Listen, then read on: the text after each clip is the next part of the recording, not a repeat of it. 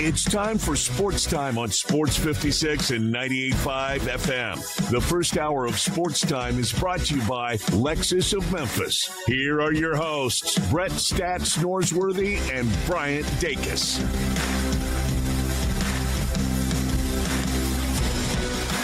Welcome into Sports Time. Bryant and Brett with you. Connor Dacus producing for us. We're Sports Time. We're with you for the next 3 hours on this Monday afternoon. Plenty to get into after the weekend, what should be a somewhat busy week. We've got Summer League still rolling. It is open week on the PGA Tour. We've got All-Star Week in Major League Baseball. It's decision time for LeBron James. A lot to get into. We also have some media days this week as ACC media days will get started this week. We had Big 12 last week. Next week, SEC media days and the American media days at the end of the week. So a ton to get into over these next 3 hours. But Brett, how are you this afternoon?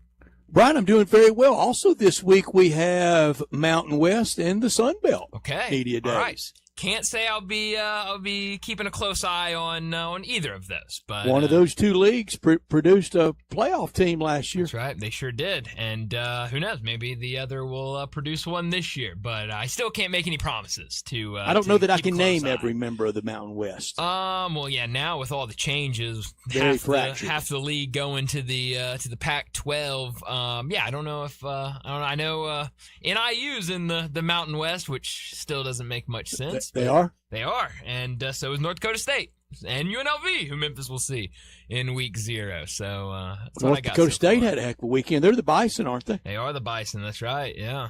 Bison and Yellowstone 1, Human 0. Yeah, which I still don't really understand that video, but there's a lot about it I don't understand, Brian. Yeah. First of all, videographers, I don't know a lot you could have done, but could you have at least yelled, "Look out"? Yeah. Well, I mean, I don't know how much help that really would have been. I don't know either, since Bison does not understand English. No. It's an animal, and I don't know how early he could have yelled that out. That would have saved that man. But the other kid, I don't know where he went. He got lost in the shuffle. I kind of lost him, but it was the old man that got thrown 8 feet. They say the child rightly nestled up around the trunk of the tree. Oh, good for him. Good for him. Ooh. Yeah. Older man took a hit. Yeah, didn't he sure did. I think okay though. Well, good for him. From all reports. Well, good. But yeah, look, I'd love to go to a national park. I would love to go to Yellowstone. I'd love to go so badly, but yeah, things like that happen. I don't know. All fun and games, you get slung up in the air. Yeah, I don't know. Things kind of and you literally make a human X. That's right. Yeah. Did you see it? I did. One of the respondents on Twitter. I hate to chuckle. I really do. That's funny. One of the respondents on Twitter said, "Man, that'll make a hell of a Christmas card." It really will. Honestly, it's something. Dude was a human X. Yeah. He was so prone. Yeah. Well, I mean, that's like something you would see out of the National Lampoon movies. I mean, I know we're talking Christmas cards. I don't know if that'd be in Christmas Vacation, but one of those type of movies. That's right out of the script for sure. So yeah. I don't know much about the Bison. I don't really want to get that close to one, but yeah, I guess good start to Bison West win. Week. Hey, I mean, if I'm North Dakota State, I'm putting that in my hype video for media week this week. I don't know. you would throw it in there. Yeah, put another team's logo on the person, and I mean that's a great video right there. Mountain West, North Dakota State, Bison singular. That's right there. They are. Let's look at the Bison schedule. They are. Yeah. Breaking news, isn't it? Open against Jacksonville State. All I can tell them is good luck on opening day against Jacksonville State. I still have nightmares from 2010. Yes, they can get you. Jacksonville State, Fordham, at Air Force, at Sacramento State, home against Wyoming. Well, that's where the Bison was, at Yellowstone. Yeah, that's right. At UNLV, home against Nevada, home at New Mexico, home against UTEP, at Hawaii, home against Northern Illinois. Throw out the record books. That's right. Record books very thin in the newfangled Mountain West. Yes. Last game of the year, Friday after Thanksgiving. Yeah. Who needs the Egg Bowl at San Jose State? That'll be a barn burner right there. So good luck to them.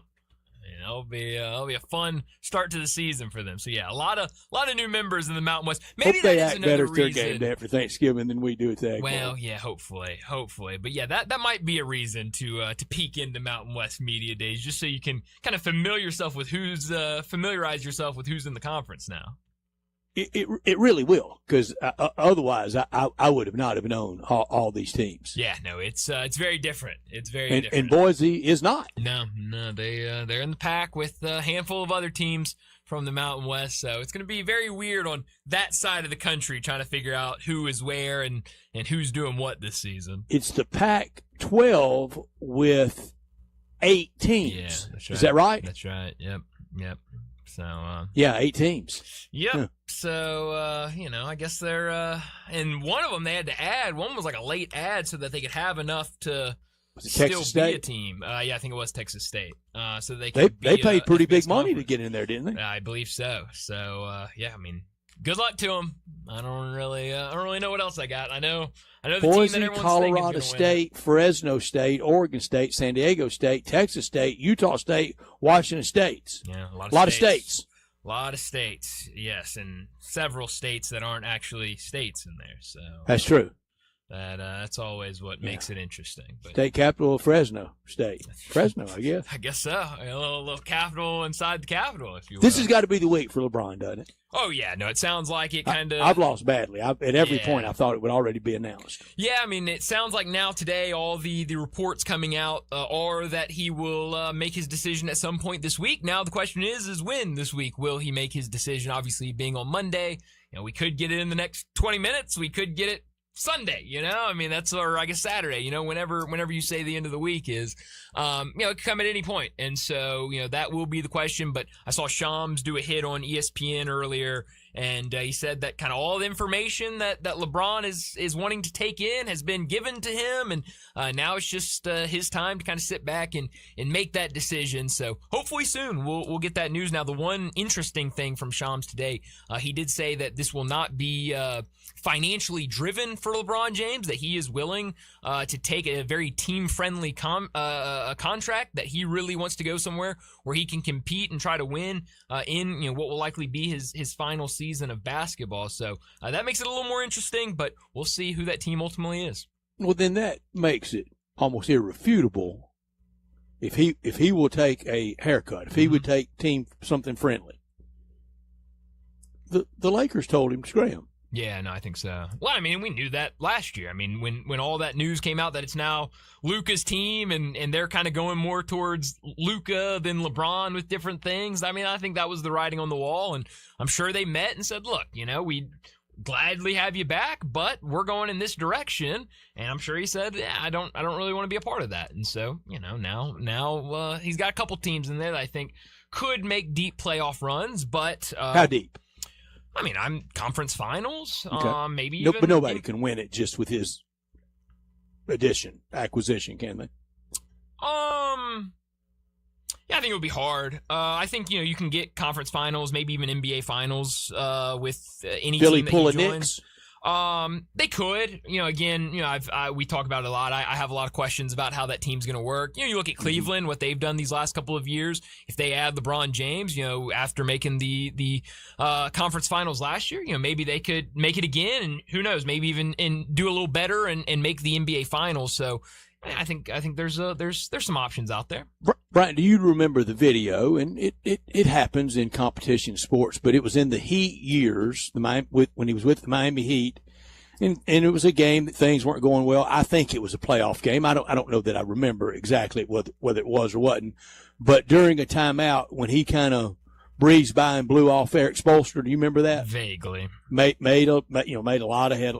I think they went on and did all their winning even after that.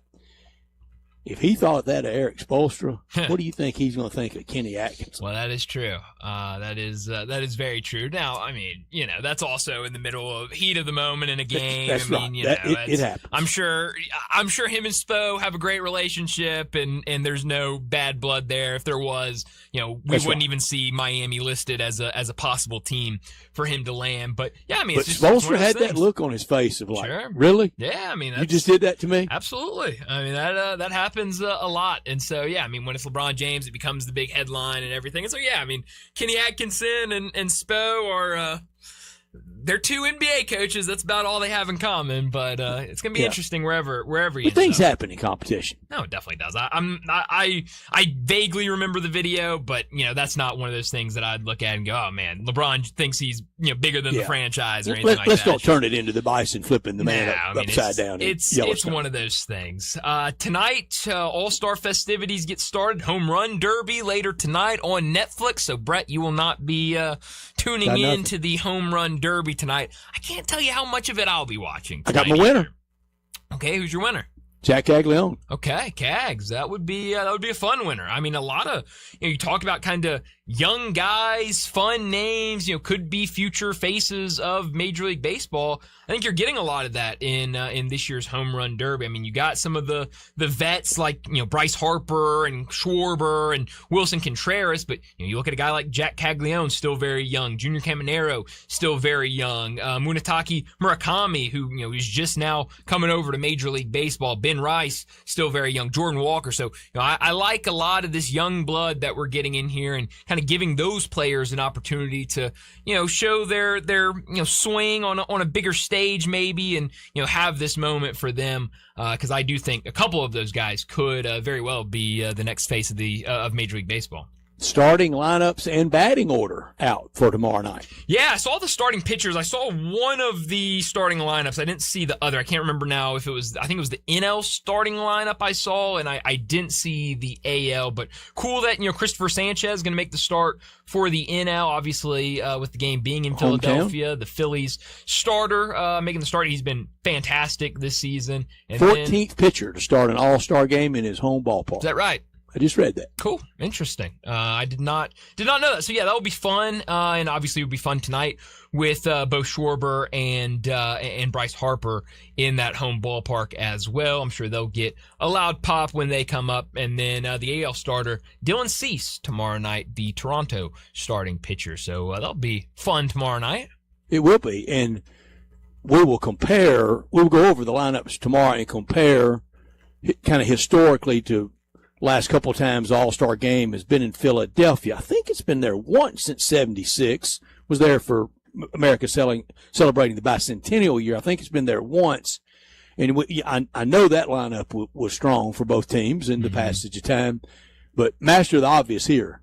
These two lineups, tomorrow when we do this, these are going to stack up fine. Yeah. These are loaded. Yeah. This is the game has stars.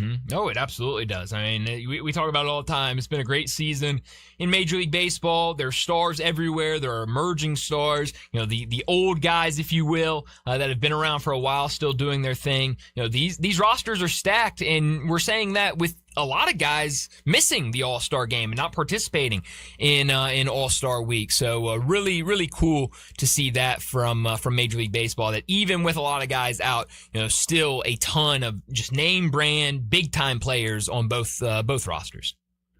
The All-Star game was in Philadelphia in 96, and the last time before that, 76. So we'll compare lineups from 76 and 96. Yeah, that'll be a lot of fun. We'll do that tomorrow ahead of the All-Star game tomorrow night.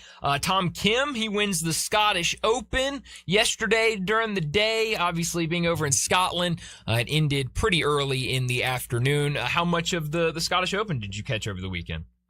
Not a lot. I spent a lot of time. We met for lunch, and lunch took about 30 minutes, and then Ty Richardson and I visited for about 3.5 hours. How about that? That's great. So that kind of ate up most of my TV watching, but I'd rather visit with Ty coming through. He'd been in Memphis all weekend, played golf with Drew Barrett, and had a good time with friends in Memphis, and he stopped on his way back, and we had a good visit. I'll see him next week at SEC Media Days. Not a lot, but if Scotty Scheffler was going to break that streak of making cuts, you'd rather do it at the Scottish Open than this week at the Open Championship. Do I hear maybe I'm going back to the well this week? I mean, I heard last week that you were done with him. Now it sounds like you might be going back. Last week was bitterness, okay, Brian. That was then. This is now. Yeah. Now, this is major golf week. I mean, this is big time. This is take your game to the final major level. of the year. That's right. Which is, can you believe that? Yeah, no, it's wild. It is wild that we're already to this point. And soon enough, all those golfers will be here in Memphis. Sure will be. And we'll talk about that here in a little bit. So yeah, no, going to be a really fun week. I know we're going to talk this tournament all week long as we get into Thursday. But really cool to see Tom Kim, who's kind of been incognito most of the year. It's been 1,001 days since his last win on the tour, able to win the Scottish Open yesterday. But we've got a lot to discuss over these next 3 hours, so let me set it up before we get to top and not top story of the day. 3:30, Robert Miller, the executive director for the FedEx St. Jude Championship. He'll join us in our next segment. We'll talk all things FESJC with that tournament quickly approaching. We'll also maybe get into this weekend's tournament a little bit with him as well. 3:45, we'll talk the NBA. There's a lot going on in the NBA. Summer League going on. The Grizzlies played their first Las Vegas Summer League game on Friday. They'll play again later tonight, 6 o'clock on ESPN. We'll talk about that. Also, LeBron James, it is decision time for him. We'll talk a little bit more about that at 3:45. 4 o'clock, David Cobb from CBS Sports. He'll join us to talk college football and college basketball. Plenty to discuss in both college football and college basketball. 4:30, we'll talk some baseballs. We'll talk about what happened over the weekend around Major League Baseball. We'll also talk All-Star Week as the Home Run Derby later tonight, the All-Star Game tomorrow night. 4:45, big number of the day. 5 o'clock, Chris Gordy from Sports Talk 790 in Houston. He's also the host of the Locked On SEC podcast. We'll talk a lot of SEC with him as next week SEC Media Days will be taking place. We'll also talk some Houston sports with him as well. 5:30, we'll talk about what's trending. And at 5:45, we'll wrap up today's show like we always do with Mo's Crunch Time. Let me remind you, we're in our Family Leisure Studios where family and fun come together. Summer is here, and it's time to get those backyards ready for the ultimate pool party. Above ground pools starting at $39.99 installed, with in-ground pools starting at $49,999. All in-stock patio furniture is priced to move with 5-piece patio furniture sets starting at just $999. Outdoor sectionals, they're starting at $12.99 with a free umbrella and base available with select patio furniture sets. While you're out there, don't forget about the hot tubs and the swim spas. Hot tubs starting at $34.99 with swim spas at $16,999. Special financing is available, and if you mention this ad, get $200 off any pool or spa purchase. So head out there to Family Leisure, 2120 Whitten Road, just north of I-40. Produced by Connor Dacus, we are Sportstime, live and local from our Family Leisure Studios. We're with you until 6 o'clock. We want you to be a part of our show by texting or calling the Sissy's Log Cabin text and talk line at 901-360-8255. Bryant Dacus, Brett Northworthy with you until 6, and we want you to be a part of our show. This hour of our show brought to you every day by Lexus of Memphis at 2600 Ridgeway and online at lexusofmemphis.com. Great offers on all 2026 models and always special leasing options. Drive in luxury and confidence knowing that every new Lexus comes with complimentary first and second maintenance services. You can call them at 901-334-9673, but they want you to stop by the only Lexus dealership in Memphis at 2600 Ridgeway, and that's where you can put yourself in the driver's seat of the all-new 2026 flagship LS500, and you'll be driving in style. When you purchase a Lexus, you get top-of-the-line engineering and design, and they make for the safe luxury driving experience. Online at lexusofmemphis.com. Experience amazing at Lexus of Memphis. Top story of the day. Well, my top story of the day, it is decision time for LeBron James. According to all reports, he will make his decision at some point this week. It sounds like all of the information that he has received from all of these teams over the last couple of weeks, he's digested it all, and now it's time for him to sit down and contemplate where he will ultimately play next season. We know who the favorites are. It's going back home to Cleveland. It's Philadelphia, Miami. You've got Golden State in there as well. Some people pointing to the fact that he was on a golf trip with Draymond Green last week. Maybe Draymond doing some recruiting. Draymond, I think on his podcast, even saying that, it wasn't kind of first day. I just, first time I saw him start talking about come to Golden State, but he's, I'm there with them. What am I can't ask for the order on the first tee. No. You got to give us some time, and then you got to sneak it in there. And hey, golf course, great place to do some recruiting if I am Draymond Green. So we'll see where he ultimately ends up. I did think the interesting thing from Shams today is that this will not be financially driven for LeBron James, that he's open to a smaller contract to go to the place he wants to go if he feels like his addition to that team, or the team, what it has right now, is a team that can compete for an NBA championship or a deep run in the NBA playoffs. So we'll see. We know Philadelphia's made a lot of noise this offseason with their additions. Cleveland, very close last year, the number one seed the year before in the East. Seems like those two are the top two candidates. You look at Miami with the addition of Giannis Antetokounmpo. Maybe he lands at one of those three places and goes east. I think that would be good news for Memphis fans and a lot of fans in the Western Conference for LeBron James to go east. But when will that decision be made? Well, I guess we'll find out at some point this week. I just hit the Google machine. LeBron James net worth estimated between 1.2 and 1.4 billion. I think we could call that 1.3. Couldn't I think we? so. I think we can Between round up between on 1.2 that. and Yes, 1.4. I think we can round up. Let's call it 1.3. But he doesn't have to give that discount if he didn't want to. Mm-hmm. No, I know it's not about money, but he knows they're going to make money off of him, right. and he's doing this to land at what he thinks is the most comfortable Absolutely. spot. My top story, the top story from baseball at the break, it's Shohei Ohtani. 952 OPS, 22 home runs, 58 RBI. Yeah, I said OPS. 1.79 ERA, 95 strikeouts as a pitcher, 0.95 whip. Yeah, I got OPS and whip all in one top story. Can you believe it, Brian? We're witnessing either the first or second greatest player that's ever played the game. It's Shohei Ohtani or Babe Ruth. I think we're missing the historical magnitude of it because we're baseball lands now on the popularity spectrum, but also because of the late nights that he plays. Maybe another great fall would get more people knowing about him, interested in him, alerted to what he's doing, and he hits leadoff. He's going to finish this year around 40 home runs, 100 RBI, 10 wins pitching, landslide in the MVP of the National League. Don't even send out the ballots. And sadly, he's going to miss tomorrow night because he's injured.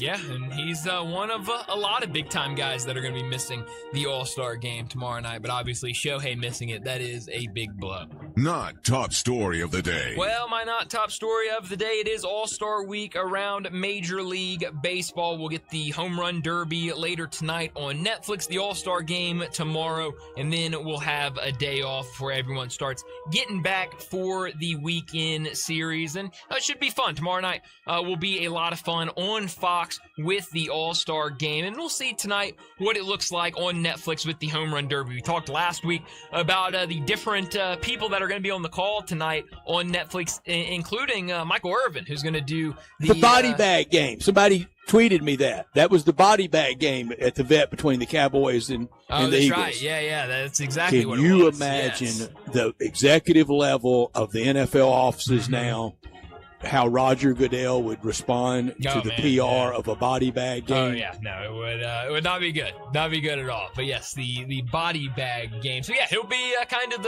the sideline reporter, if you will, tonight for the Home Run Derby. Still think it's kind of weird, but I guess when you're going over to Netflix, you pull out all the stops, you try to make it noteworthy and interesting, and that certainly is noteworthy and interesting. So, I'll tune in. I can't tell you I'm going to watch the entire thing tonight, but I'll at least tune in to see how the broadcast is tonight on Netflix. Cardinals with Jordan Walker in the Home Run Derby tonight, but I do think a nice mix of veteran players and young stars. We mentioned it earlier. Jack Caglione, Junior Caminero, Wilson Contreras, Bryce Harper, Munetaka Murakami, Ben Rice, Kyle Schwarber, and Jordan Walker. Should be a lot of fun tonight, and then we'll get into the All-Star Game tomorrow night.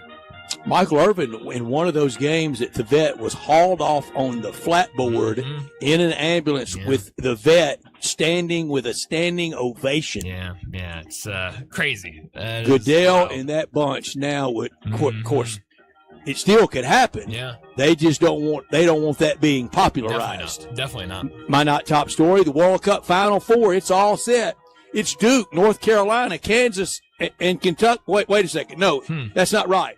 There's just no drama, though. It's France, Spain, Argentina, and England. It might as well be Duke, North Carolina, Kansas, and Kentucky in a Final Four. It's chalky. It's ho-hum. But like you said last week, Brian, in a great take, it's like how most NCAA tournaments end up. Mm-hmm. The fun's on that Thursday and Friday. Yeah. We've had a lot of fun with the World Cup. Mm-hmm. And then it narrows down and it gets down to the best hanging around. The same teams usually win it all in college basketball. And in this case, in the football, soccer style, same thing. Yeah, no, it's been a lot of fun, and tomorrow we'll get that first semifinal game. But Argentina, I am very curious to see how they play in this semifinal match because they have been living on the edge lately. That game against Switzerland, they won 3-1, but needed extra time as it was tied 1-1 at the end of regulation. That is the second game in the knockout round that they've had to go to extra time. So living on the edge a little bit, and we'll see what it looks like against England later this week. But that'll do it for top and not top story of the day. Let's get to our first break. When we return, talking the FedEx St. Jude Championship. Robert Miller, the executive director, he joins us next. Add a little fun to your lunch break. Join Johnny Radio for Sports 56 Happy Hour from 11 to 1 every weekday on Sports 56 and 98.5 FM.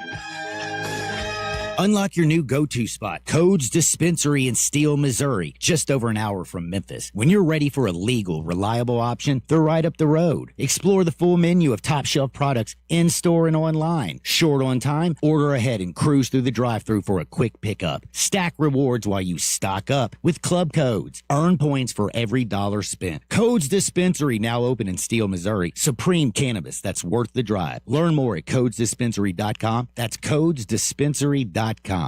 Progressive knows that boat days can come with unexpected problems. Dang, I forgot the wakeboard. How am I supposed to enjoy myself without my favorite water activity? I mean, sure, we could still go tubing, fishing, or even just relax on a floaty, but without the wakeboard, what's the point? If a real problem comes along, your boat's protected 24/7 with Progressive, so you can keep worrying about boater problems. Progressive Casualty Insurance Company and Affiliates, not available in D.C. Hello, I'm Ford Canale of Canale Funeral Directors. For more than a century, the Canale family has been honored to serve Memphis families during life's most difficult moments. In fact, Canale Funeral Directors is proud to be the oldest continually operating business in Memphis, built on a tradition of compassion, dignity, and personal service. When a family places their trust in us, we understand it's about much more than arrangements. It's about celebrating a life, honoring cherished memories, and providing comfort when it's needed most. Whether you're planning ahead or facing an immediate need, our experienced and caring staff is here to guide you every step of the way. From our family to yours, thank you for allowing us to serve generations of Memphis families with the respect and attention they deserve. Canale Funeral Directors, quietly caring since 1843.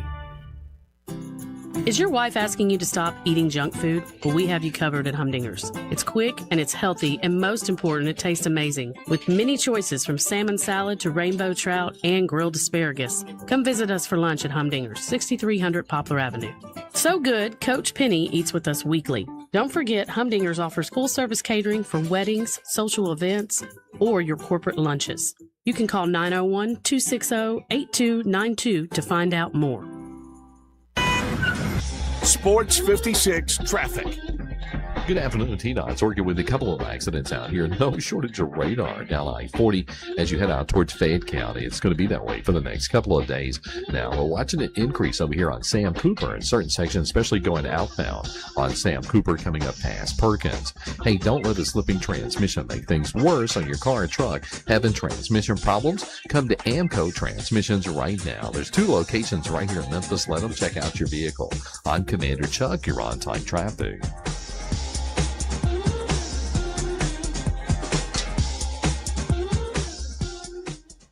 Now back to Sports Time on Sports 56 and 98.5 FM. This hour is brought to you by Lexus of Memphis. Here are your hosts, Brett Stats Norsworthy and Bryant Dacus. back into Sports Time. Bryant and Brett with you, and we are 1 month away from being out at Southwind for the FedEx St. Jude Championship. We've got to talk more about it, and joining us now, Robert Miller, the Executive Director over at the FESJC. He joins us now. Robert, thanks so much for joining us. We're 30 days away from the tournament kicking off. How's everything going over there? How are we feeling 1 month out? Good afternoon, gentlemen. 30 days, yeah, we're getting close. If I had hair, I'd be losing it right now. But, to be honest with you, it's fantastic. I mean, we're in a fantastic spot with the build process. The agronomy team's got TPC Southwind looking phenomenal. They did a lot of work on the course over the past couple of months, and it looks absolutely stunning right now. And as far as the teams we have in place, kind of helping everything kind of get squared away, get built up, the attention to detail that goes into this. Last year I was a sales director, so I wasn't in my executive director title just yet. And so now that I'm the executive director and I've kind of got my hands in a lot of stuff, one, I'm just happy I've got a phenomenal team out here, because the amount of work that goes into this to build this thing up and to watch just the construction and watch everything start to come together. It's just fascinating, all the little tiny details that go into it. And then now we're starting to do all the interiors and kind of getting everything ready and working with all the partners and sponsors and stuff like that to make sure everything look right. It's a phenomenal undertaking, and it's just an honor to be a part of. And Robert, you can tell in your voice that you are honored, and the tournament's going to go off so well. And it had to be fun to send out that infographic, that tweet last week that Scotty Scheffler is going to be right back here in Memphis, and then he doesn't make the cut, breaks his cut streak, and neither Bryant a little more than I did. I did not remember in 2022 him missing here. I didn't know that we had a cut in 2022. Yeah, it just shifted to us having the top 70 players and them playing all 4 rounds, and then being the cut line at the end of the round to move on to the next round. That's something that's been just a really unique part of our tournament. And I tell you, just to go back into the golf story, the 2 golf tournaments yesterday were phenomenal. It was outstanding. You had the Scottish Open, Tom Kim, great winner. He's an outstanding guy too. I think he really came to his own a couple years ago at the President's Cup in Montreal when he got into it, when they're going back and forth with the American players. But the story of the day, it was Johnny Kiefer, in my opinion. You've got a young guy that's playing his heart out. He's number 71 right now.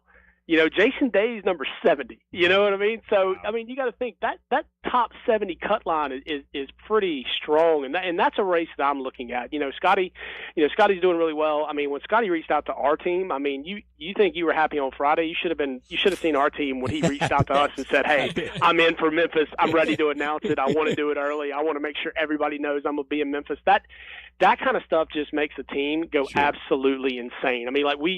We got a really good kick out of that. And, I started reaching out to my PR team, and I was like, get as many more as you can. They were like, all right, calm down. We'll get them announced as soon as we can. And so, but yeah, it was very exciting to see Scotty kind of announce and just show his excitement to be in Memphis. And honestly, he's got a lot of good feedback from years past and things like that. But yeah, the fun thing is now is not only are you watching that top of the leaderboard and you're watching the winners each week, but you're also watching, that 70 cut line, because those guys are playing every single chance they can to try to make that cut. When you have a golf tournament, that's across the pond in the morning, and then you turn around and you have a golf tournament in the afternoon, and you have, Fisk and Pendrith going head to head in like a playoff battle, and one of those guys. It's just the world of golf right now is so much fun to be a part of, and I can't wait for the top 70 golfers to ascend to this place in Memphis in August. And look at that, those names around that 70 spot. Major winner Jason Day at 70. He would be in Memphis right now. You mentioned Johnny Kiefer at 71. Captain of the Ryder Cup team, major winner Keegan Bradley at 72. At 74, major winner Brian Harmon a few years ago at the Open Championship, the lefty from the Georgia Bulldogs. You're right. That 63 to 75 list is about as fun as watching the top. Yeah, absolutely. And that's the best thing about this tournament. These guys earn a chance to come to Memphis. I mean, this is not an invitational. This is not a, hey, you can pay your way to play. Hey, I have a sponsor exemption. I mean, this is, the top 70 golfers, if you're not in that top 70, you're not going to be here. And that's the fun part about them coming to Memphis. And, yeah, I mean, the weather is hot. The course is challenging. I mean, there's so many factors that go into it that make this the playoff event that it is in Memphis. And so we're excited about it. And I know the staff here is all hands on deck. I mean, I don't think we've missed a day of work in 3 weeks, So, I mean, I think Saturdays, Sundays, it doesn't matter. We're out here making sure this place is gorgeous and ready to go, and we're so excited that we're 30 days out. We're also stressed as all get out, but we're very excited about it. Yeah, I didn't even think about that, but with the top 70 coming to Memphis, I mean, you have eyes on both those tournaments over the weekend because you've got guys in both tournaments over in Scotland, the one here that will likely be here in Memphis in a month. Yeah, I mean, you got to think a couple years ago, I think it was 24, the one in Greensboro, South Carolina, there was a rain delay on Sunday night, and they finished on Monday morning. So we literally couldn't even set our top 70 until Monday morning when it was over. So we get guys that are signing up right up to the bitter end, and so these guys are fighting tooth and nail to make it, and that's what makes this opportunity for Memphis so special. I mean, and it's so fun from being both angles now, from an executive director role and a sales director role. Because from a sales director role, I'm still knee deep in, working with, a lot of our clients coming in and things like that. I mean, I just signed a company out of Chicago, Illinois. I had a company out of Arizona. I've got a company out of Colorado. I've got a company that just signed out of New York City. I just, all these people are coming to Memphis to come enjoy the area, but come enjoy the, what Memphis has to offer. And the best compliment that we get is from these companies that come here for the first time, and they bring clients, and they're entertaining people and things like that. And the next thing you know, you see them at the suite and stuff like that, and they're shaking your hand. They're like, we had no idea how much fun this city was, and we're just so thankful. And it's a big bright spot that we bring to the city. It's a lot of economic impact, and it also raises a bunch of money for St. Jude. So we are very, very excited about all the factors that go into the first round of the FedEx Cup playoffs here at Southwind. Yeah, no, absolutely. You talk about those suites. I saw a couple of weeks ago, y'all posted over on social media that the marquee suites are officially sold out for the tournament. So already selling out those suites for that tournament next month. How are sales going? I mean, I just love how interactive y'all are on social media, but tell us how things are going on that side of things. Sales are really good. Last year, Joe and I and the team actually, we beat every record in revenue known to the tournament, which was a big testament. And so, every time you have a banner year, the last thing you want to think about is the next year I've got to fight against myself to hit that mark again. And so, but, the fans have responded. Our renewal rates are off the chart. Our new business, is off the chart. I mean, we're way ahead of where we were this time last year. It looks like we're going to eclipse all numbers and really and truly grow this thing. A big testament to the businesses here in Memphis, the local businesses. I mean, like I said, it's exciting when you get businesses from the outside, but where we've seen a good 10 to 15% jump is our local business people. And I think it all goes to that single day hospitality that we have, our Freight 59, our St. Jude Pavilion, and, our Michelob Ultra products, those venues, you can buy one seat for a Thursday. You can buy two seats for a Saturday. I mean, we want to be as accommodating as possible for our fans here in Memphis and for our businesses here in Memphis, because we want them just to give it a shot and come see it. And then, we've got our Grounds Plus, ticket initiative that we rolled out that is just, throwing up monster numbers real quick. And the big thing is a lot of people still don't understand, what all you get with it. I mean, when you're a grounds buyer, you get access to non-alcoholic beverages. So that's Powerade, that's, Coca-Cola products, that's Dasani water. I mean, all that kind of stuff. All you got to do is walk up and grab it. It's a great initiative, and then you get access to concession food. So, it's unlimited too. So it's not one visit. You can go in there, grab something, walk back an hour later, grab something else. I mean, it's a really big thing. But I was talking to somebody the other day, and they literally were questioning me about, hey, what do you have for grounds people? Like, what venues do you have? And it shocked me that we really don't get it out that much, but there are like 20 different locations throughout the course that grounds people can go to. I mean, we have the Coca-Cola Lookout, which is, the lookout that overlooks the driving range, which I've never seen more people hang out at a driving range than in Memphis. It is nuts. The party is up here by the clubhouse. I mean, it's kind of crazy. But then on 14, we have the dock. The dock is open to the public. A lot of people pass by that dock and they go, wait a second, like, who owns that? Who owns that? And we had a sponsor. Southern Securities does sponsor it, but at the same token, it's open to the public. So people get down there at 8 o'clock in the morning. They sit in their seat. They grab their claim. We've got Adirondack chairs all throughout the woods there that overlook it. We've even got a sponsor this year called Techniques, which is they're part of Panasonic. And so they're bringing in these really high-def headphones. And so they're going to be parked right next to their venue is right next to the tee box at 14. So you'll be able to put these headphones on, listen to the players at 14, but these things are so high def that you can hear the grass be cut when they swing the club. That's how so it's just things like that we offer, and it's so many things that we have, and not to mention kids are free. Thank you for First Tee of Memphis. Big awesome sponsorship with our youth program. All kids 15 and under get in free with a parent ticket. Each parent can have up to 2 kids come with them. That includes Grounds Plus tickets as well.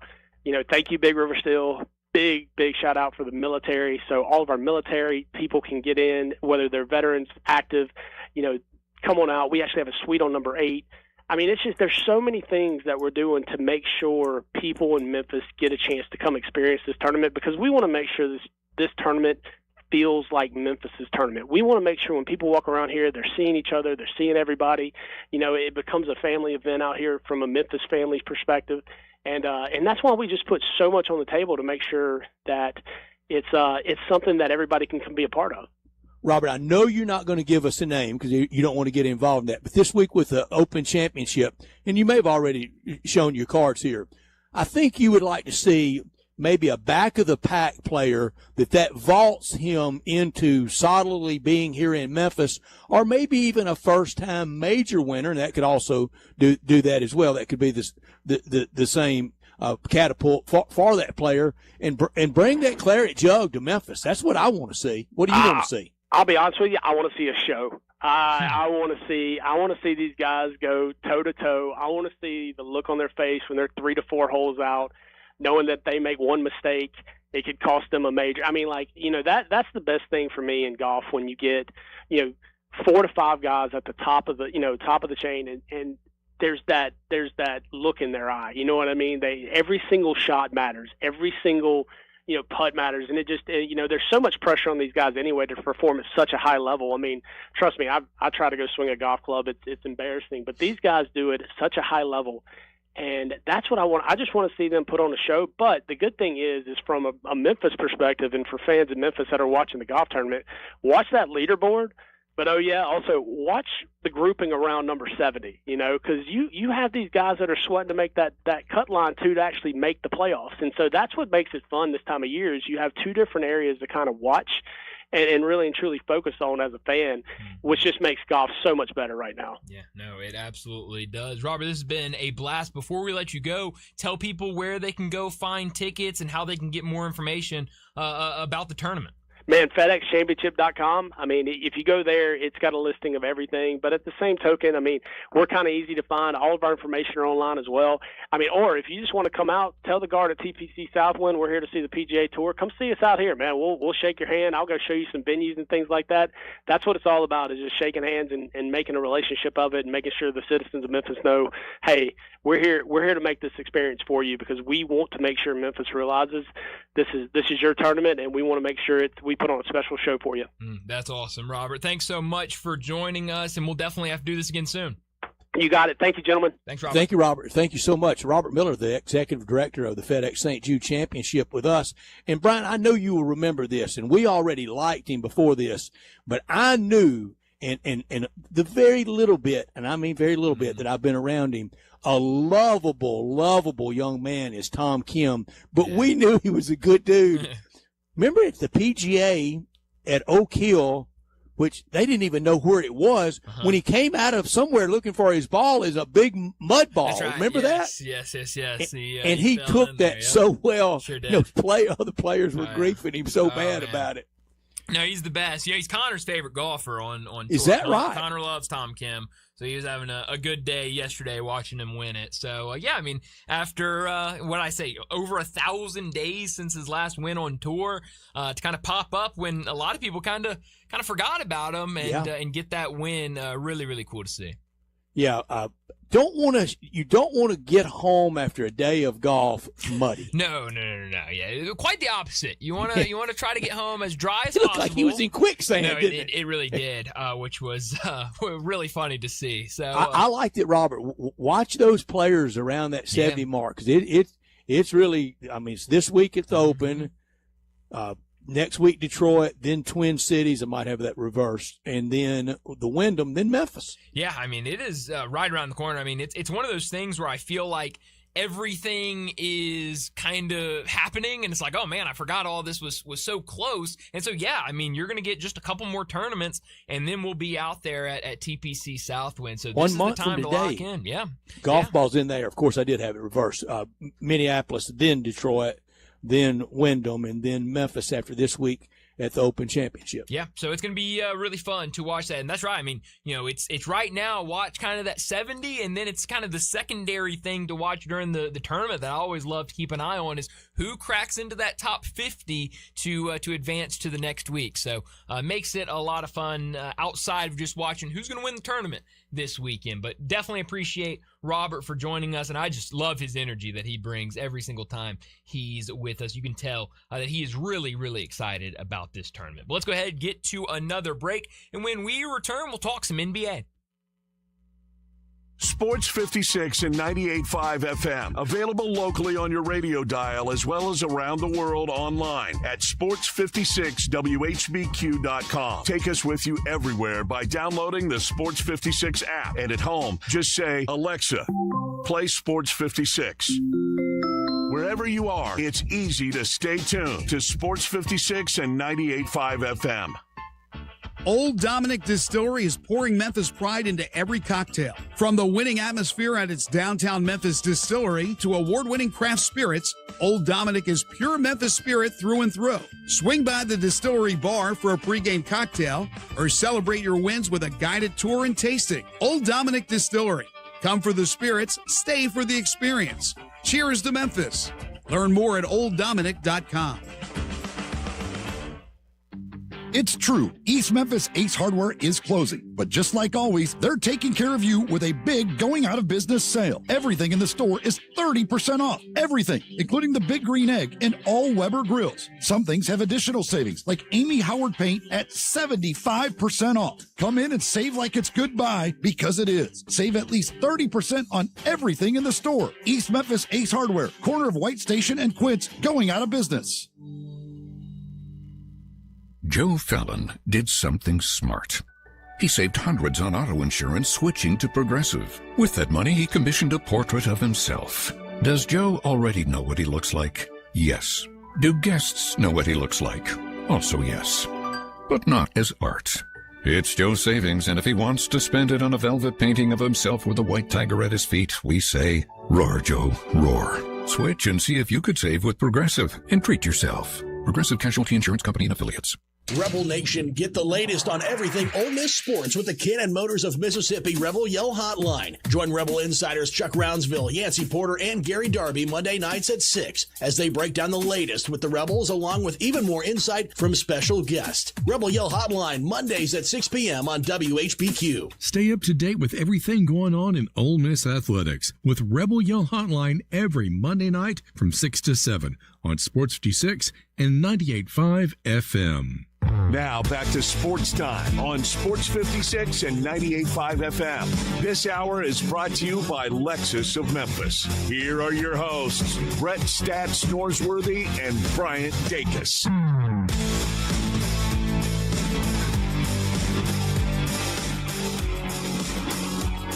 A lot going on around the NBA right now. We've got Summer League going on. 2 games in action right now. Pistons, Knicks at the half on Prime Video. Raptors, Pacers just getting started. Strong start for the Raptors, up 24-6. That is a peak Summer League right there. But the Grizzlies, they'll play their second game in Vegas Summer League in just a couple hours, 6 o'clock against the Mavericks. That game will be on ESPN. It'll be interesting to see who plays tonight for the Grizzlies. We saw everybody out there other than Kareem Lopez, Walter Clayton Jr., who missed another game with injury out there for the first game against the Bulls. Will be interesting to see who plays tonight. Sounds like Kareem Lopez and maybe Walter Clayton Jr. close could return tonight, but this is a back-to-back. The Grizzlies will play again tomorrow, so I think it's probably likely you'll see a lot of guys tonight who you don't see, you'll probably see tomorrow, vice versa. If they play today, I doubt they play tomorrow.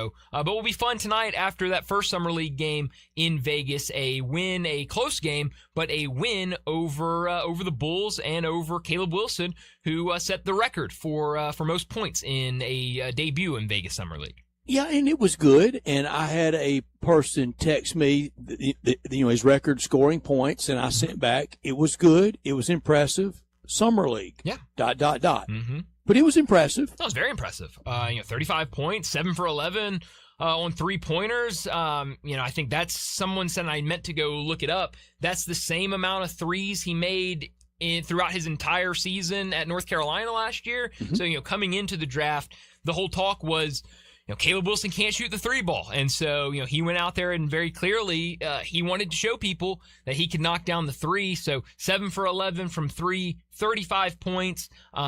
Did some really nice things, struggled in other aspects of the game as well. And I thought, obviously he got a lot of talk for the amount of points, but Cameron Boozer had a phenomenal game as well and did a really nice job defensively when he was matched up against Caleb Wilson. They did. Now, I'd said I'd seen enough last week. I do want to see Lopez and Clayton, and I think it's important for them both to get some run. Yeah, no, I think so. I think for a lot of people, they want to see Kareem Lopez. Obviously there's a lot of questions about Walter Clayton Jr., but I think going into Summer League, it's for every team. It's not just the Grizzlies, but everybody wants to see the rookies. Everybody wants to see those draft picks, especially those first-round draft picks. And so Cam Boozer, with all his hype, everyone wanted to see what he looked like in a Grizzlies jersey. And then on the flip side, for Kareem Lopez, we don't know anything about this guy. You can see the highlights. You can read his stat lines from. I want a little more. Yeah, from over in New Zealand. But, we want to see him on the court, see how he plays. And so maybe we get that opportunity later tonight or tomorrow. But, yeah, I think a lot of people want to see Kareem Lopez and what he looks like for the Grizzlies. There's just a lot of places really pleased with those first-round picks. It was that deep. Yeah, no, it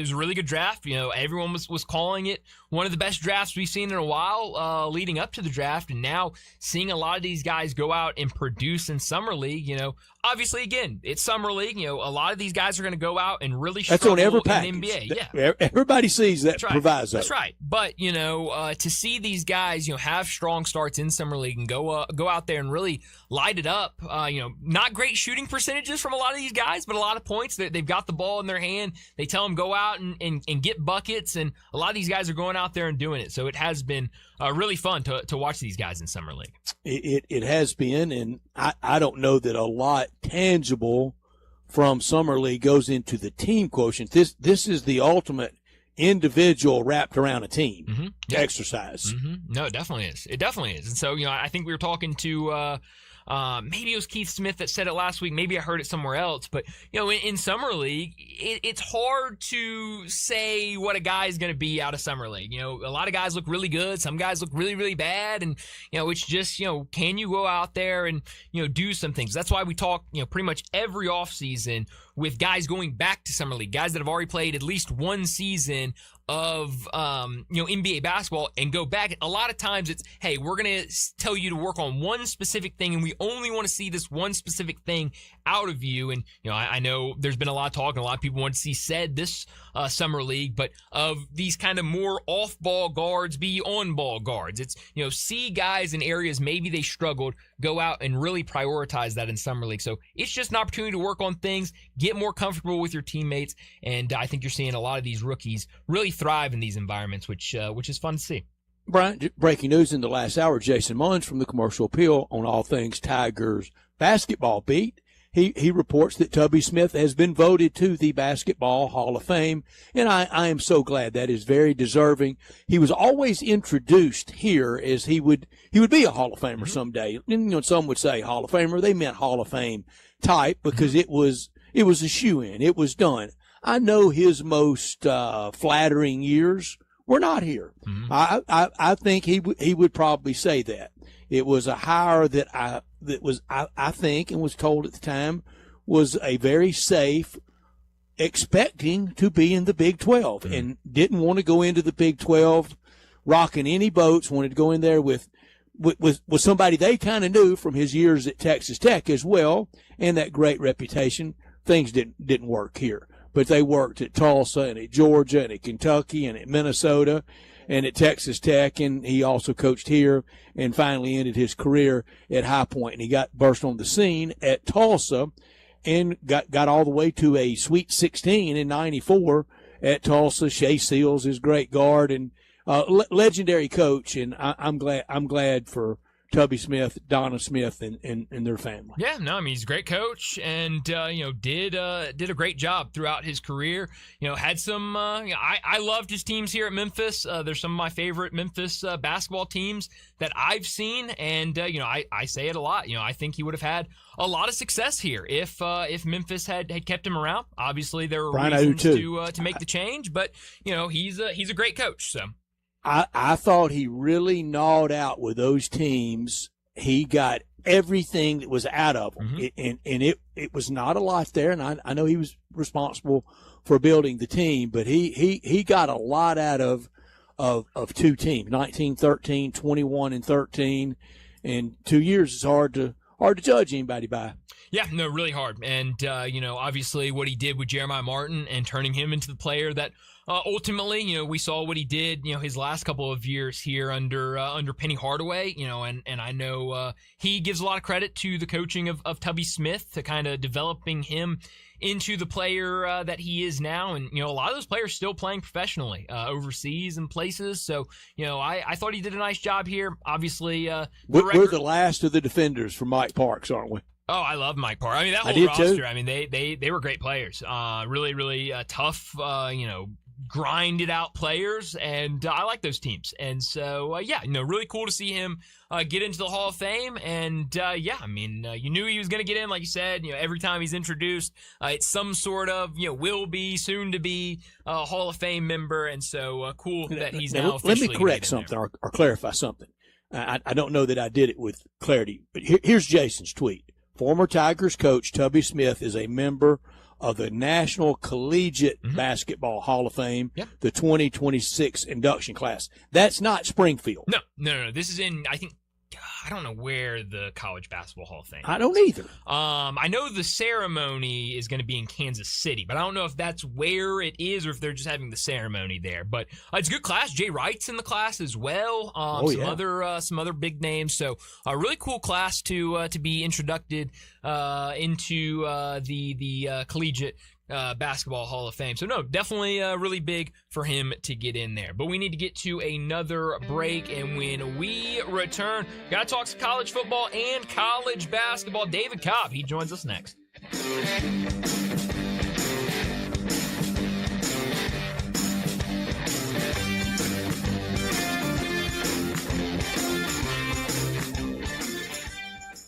Broadcasting from the Family Leisure Studio, we are Sports 56 and 98.5 FM.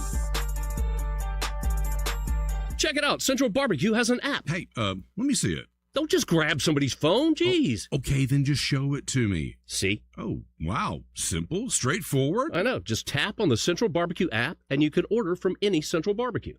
Oh, they've got all 4 locations. They got downtown, Poplar, Summer, and even South Haven. Yep. Place your order on the Central Barbecue app, and it'll be ready when you arrive. Your food will be ready in 10 minutes, and there are no extra fees for using the app. Now, that is a sweet deal. It is a sweet deal. Chris Price here with Metro Builders Roofing and Restoration. We've seen days, even what seems like weeks of soaking rain, damaging hail, and even flooding. So today, do one simple thing. Look up. If you see a water stain, bubbling paint, or discoloration on your ceiling, don't ignore it. What starts as a small roof leak can quickly become mold, turning a minor problem into a major expense. At Metro Builders Memphis, our professionals will inspect your roof, assess any storm damage, help mitigate further damage. We'll measure your roof from outer space and guide you through the repair or replacement process with an estimate on site with multiple options at that. Don't let them tell you your roof needs to be replaced when all it may need is some love. We'll give you an honest assessment so you can make the right decision for your home and family. At Metro Builders Memphis, call me, 901-375-1717. That's 901-375-1717, or simply book your appointment online at metrobuildersmemphis.com. Veterans and active duty service members, when your call to service ends, your mission doesn't have to.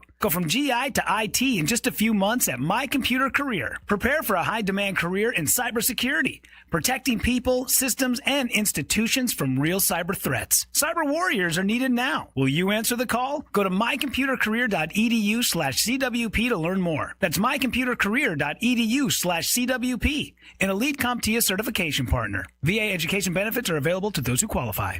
What do parents think of back to school at Staples, where 24-pack Crayola crayons are just 50 cents? Staples has folders, notebooks, and pens at great prices. I'm smiling from ear to ear. It's the most wonderful time. Mom, I missed the bus of the year. It's a wonderful time at Staples, where school supplies start at just 25 cents. Staples. That was easy. Visit your local Staples today or shop online and in the app. Ends 9/12. Exclusions apply. Sports 56 traffic. Good afternoon. Starting to build even more now. Going outbound on Sam Cooper, trying to get back up on the interstate. Right on schedule with that volume through the Midtown area. It's picked up over here on the 55 bridge, especially headed over into Crittenden County, West Memphis. Now be careful south of Memphis this afternoon. Radar now through there earlier on 55 in certain parts of South Haven into DeSoto County. Hey, don't let a slipping transmission make things worse on your car or truck. Having transmission problems? Come to Amco Transmissions right now. Let them check out your vehicle. 2 locations here in Memphis. I'm Commander Chuck. You're on time traffic.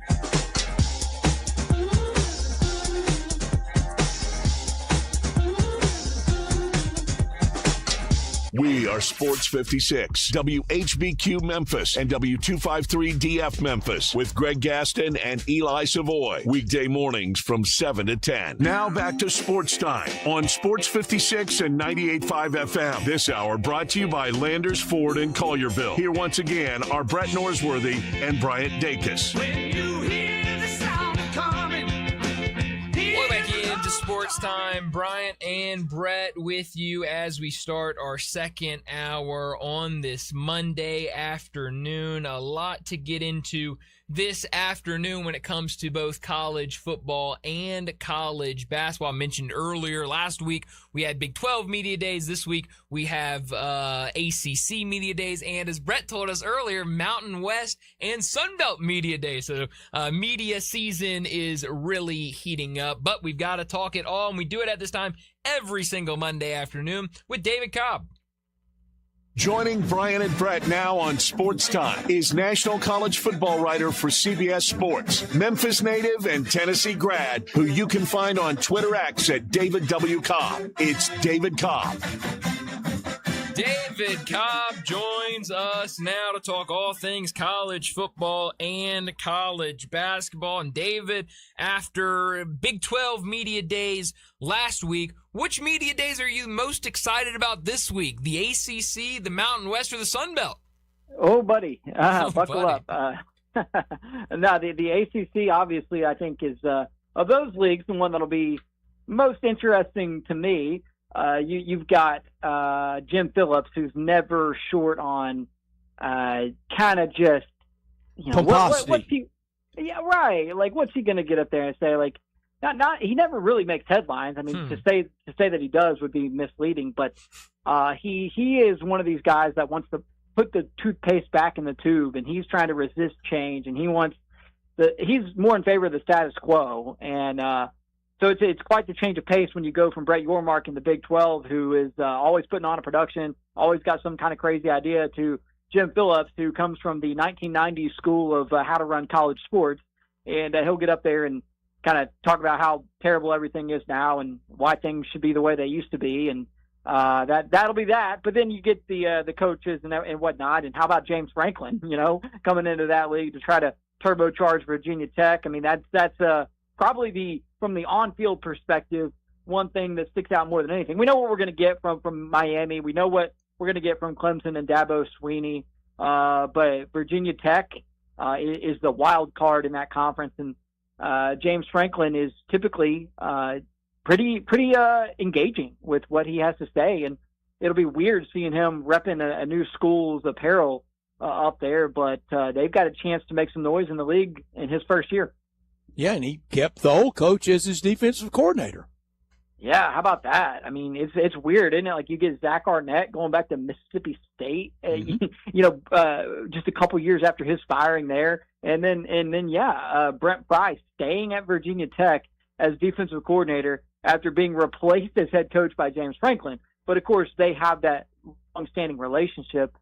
Brent Pry was the DC under James Franklin at Penn State for many years and was very successful. So it's a little unorthodox, but I think I like it. I think it gives them a chance to be pretty successful because James Franklin's bringing a lot of good talent with him from Penn State. And then you've got guys sticking around at Virginia Tech who maybe would have transferred otherwise, but because their defensive coordinator's sticking around, they're going to stick around too. And it gives them a chance to kind of blend two families and be pretty good right out of the gate. A spoiler alert, David, Derek Dooley will never return to Tennessee as offensive coordinator. Oh, that's too bad. I think he's more likely to go to the House of Representatives than he is to the sideline in Knoxville. It is weird.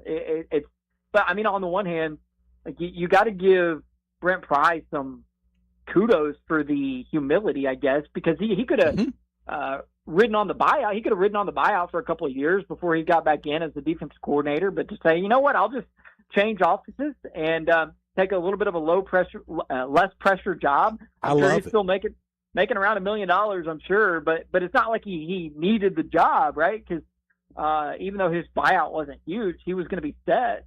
So to hop back in immediately at the school that just fired you, hey, look, if it works and they're really good right out of the gate, I mean, it's going to be a really cool story.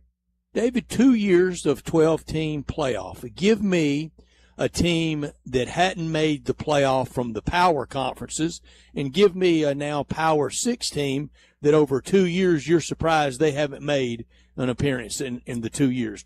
24 bids have gone out there.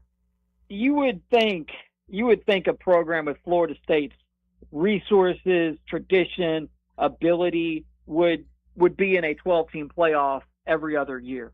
They haven't even been close under Mike Norvell. Last year, just an unmitigated disaster. I mean, they've been really, really bad for most of his tenure there. Now, you had the one season with Jordan Travis where they were snubbed from the 4-team playoff. I mean, and that's it. That's all that Mike Norvell has to hang his hat on at Florida State at this point. So this is kind of a put up or shut up year for him, and he's going into it with a talented roster, but I think another questionable decision at quarterback in Ashton Daniels. He's played at Stanford. He's played at Auburn. We've seen that he's not he's not a world beater. He's not spectacular. And you stack him after Tommy Castellanos, after DJ Uiagalelei, and it's just like, man, how can Mike Norvell not get a better, more proven, top-notch level quarterback in there? Because he's a good quarterbacks coach. He's a good offensive mind. And there is other talent on that roster, but if they don't get quarterback right, none of the rest of it works. And I'm not sure they got it right this year. In the SEC, here are the teams that haven't made a college football playoff appearance over 2 years. Florida, LSU, Auburn, South Carolina, Mizzou, Vandy, Kentucky, Mississippi State, and Arkansas. Who's in there this year out of those that haven't made it yet? Yeah, I mean, the one that's just shocking that hasn't made the playoff in the 12-team era is LSU under Brian Kelly. That one is just even worse than Florida State. I mean, you talk about the talent in the state of Louisiana, not to mention the absence of competition. I mean, Florida State's got to compete with Florida. They got to compete with Miami. They got to compete with UCF. They got to compete with all the other schools around the country that try to dip into Florida to get players. So I think the Louisiana situation is tailor-made for LSU to at least be in a 12-team playoff. But what's so fascinating about LSU is it tends to come in ebbs and flows. I mean, they are a yo-yo, a roller coaster. I mean, when they are up, they are better than anybody. And there's nothing like them when they're up. I mean, nothing like it. It's incredible. You look at from Nick Saban to Les Miles to Ed Ogeron winning national titles. I mean, Brian Kelly, Heisman Trophy winner, but never broke through and got to the playoff. And it's a kind of a shocking deal there. And you wonder, are they sort of crumbling under the weight of their administrative malfeasance a little bit? Because you've got a lot of dysfunction there on the presidential level, board of trustees, the governor. It's just a teeming cauldron of egos and dysfunction in that state. And they think they've pioneered some new financial model that they're going to unveil to their wealthiest boosters here in the coming weeks. We'll see what that brings about. But now you throw Lane Kiffin into that cauldron too. I mean, come on. I think they've got the talent to get there, but you see Lane Kiffin pumping the brakes on really saying that this is going to be an easy turnaround or a quick fix. So I'm tempted to say that LSU is a team that breaks through out of the SEC and makes the playoffs this year for the first time, but I'm not convinced. I'm not 100% sold on that. So, there's a handful there who could do it. I mean, obviously Florida's got the tradition, the resources. They're under a first-year coach as well. I mean, one to watch would maybe be Missouri. I mean, they bring back Ahmad Hardy. They bring back a lot on offense. I think they've upgraded at quarterback in Austin Simmons. Yeah. And the defense has a lot of questions, but Missouri's schedule, once again, is favorable enough to where, I could see them in the mix come November to finish 10-2 and claim a spot. You give me Caden Lee, Ole Miss transfer to Mizzou, and Austin Simmons, and they're best buds, and they kind of win as a group together. Both of those winner young people. Yeah, they upgraded for sure.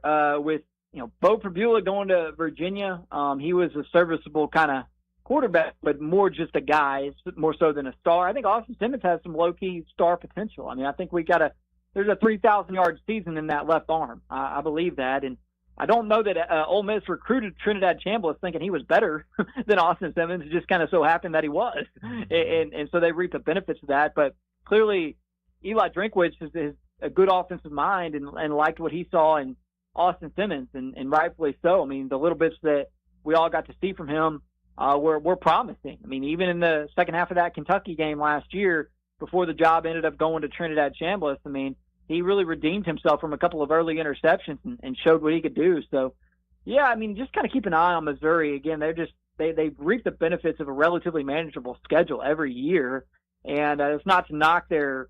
I mean, they've been better than I thought they would be under Eli Drinkwitz. You keep sort of waiting for the other shoe to drop and for them to fall off a little bit, but they really haven't yet. I mean, they've consistently won 8, 9, 10 games under his direction, and I think they're going to be pretty solid again. Mm-hmm.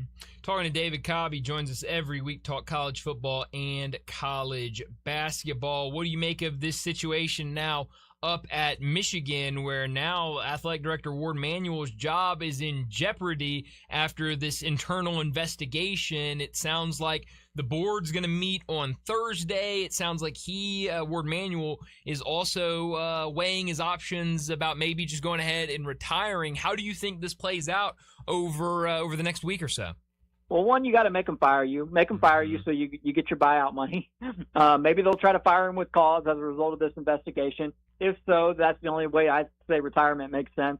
But it's probably time. It's probably time for a regime change there. You've got a new football coach. You've got a new basketball coach.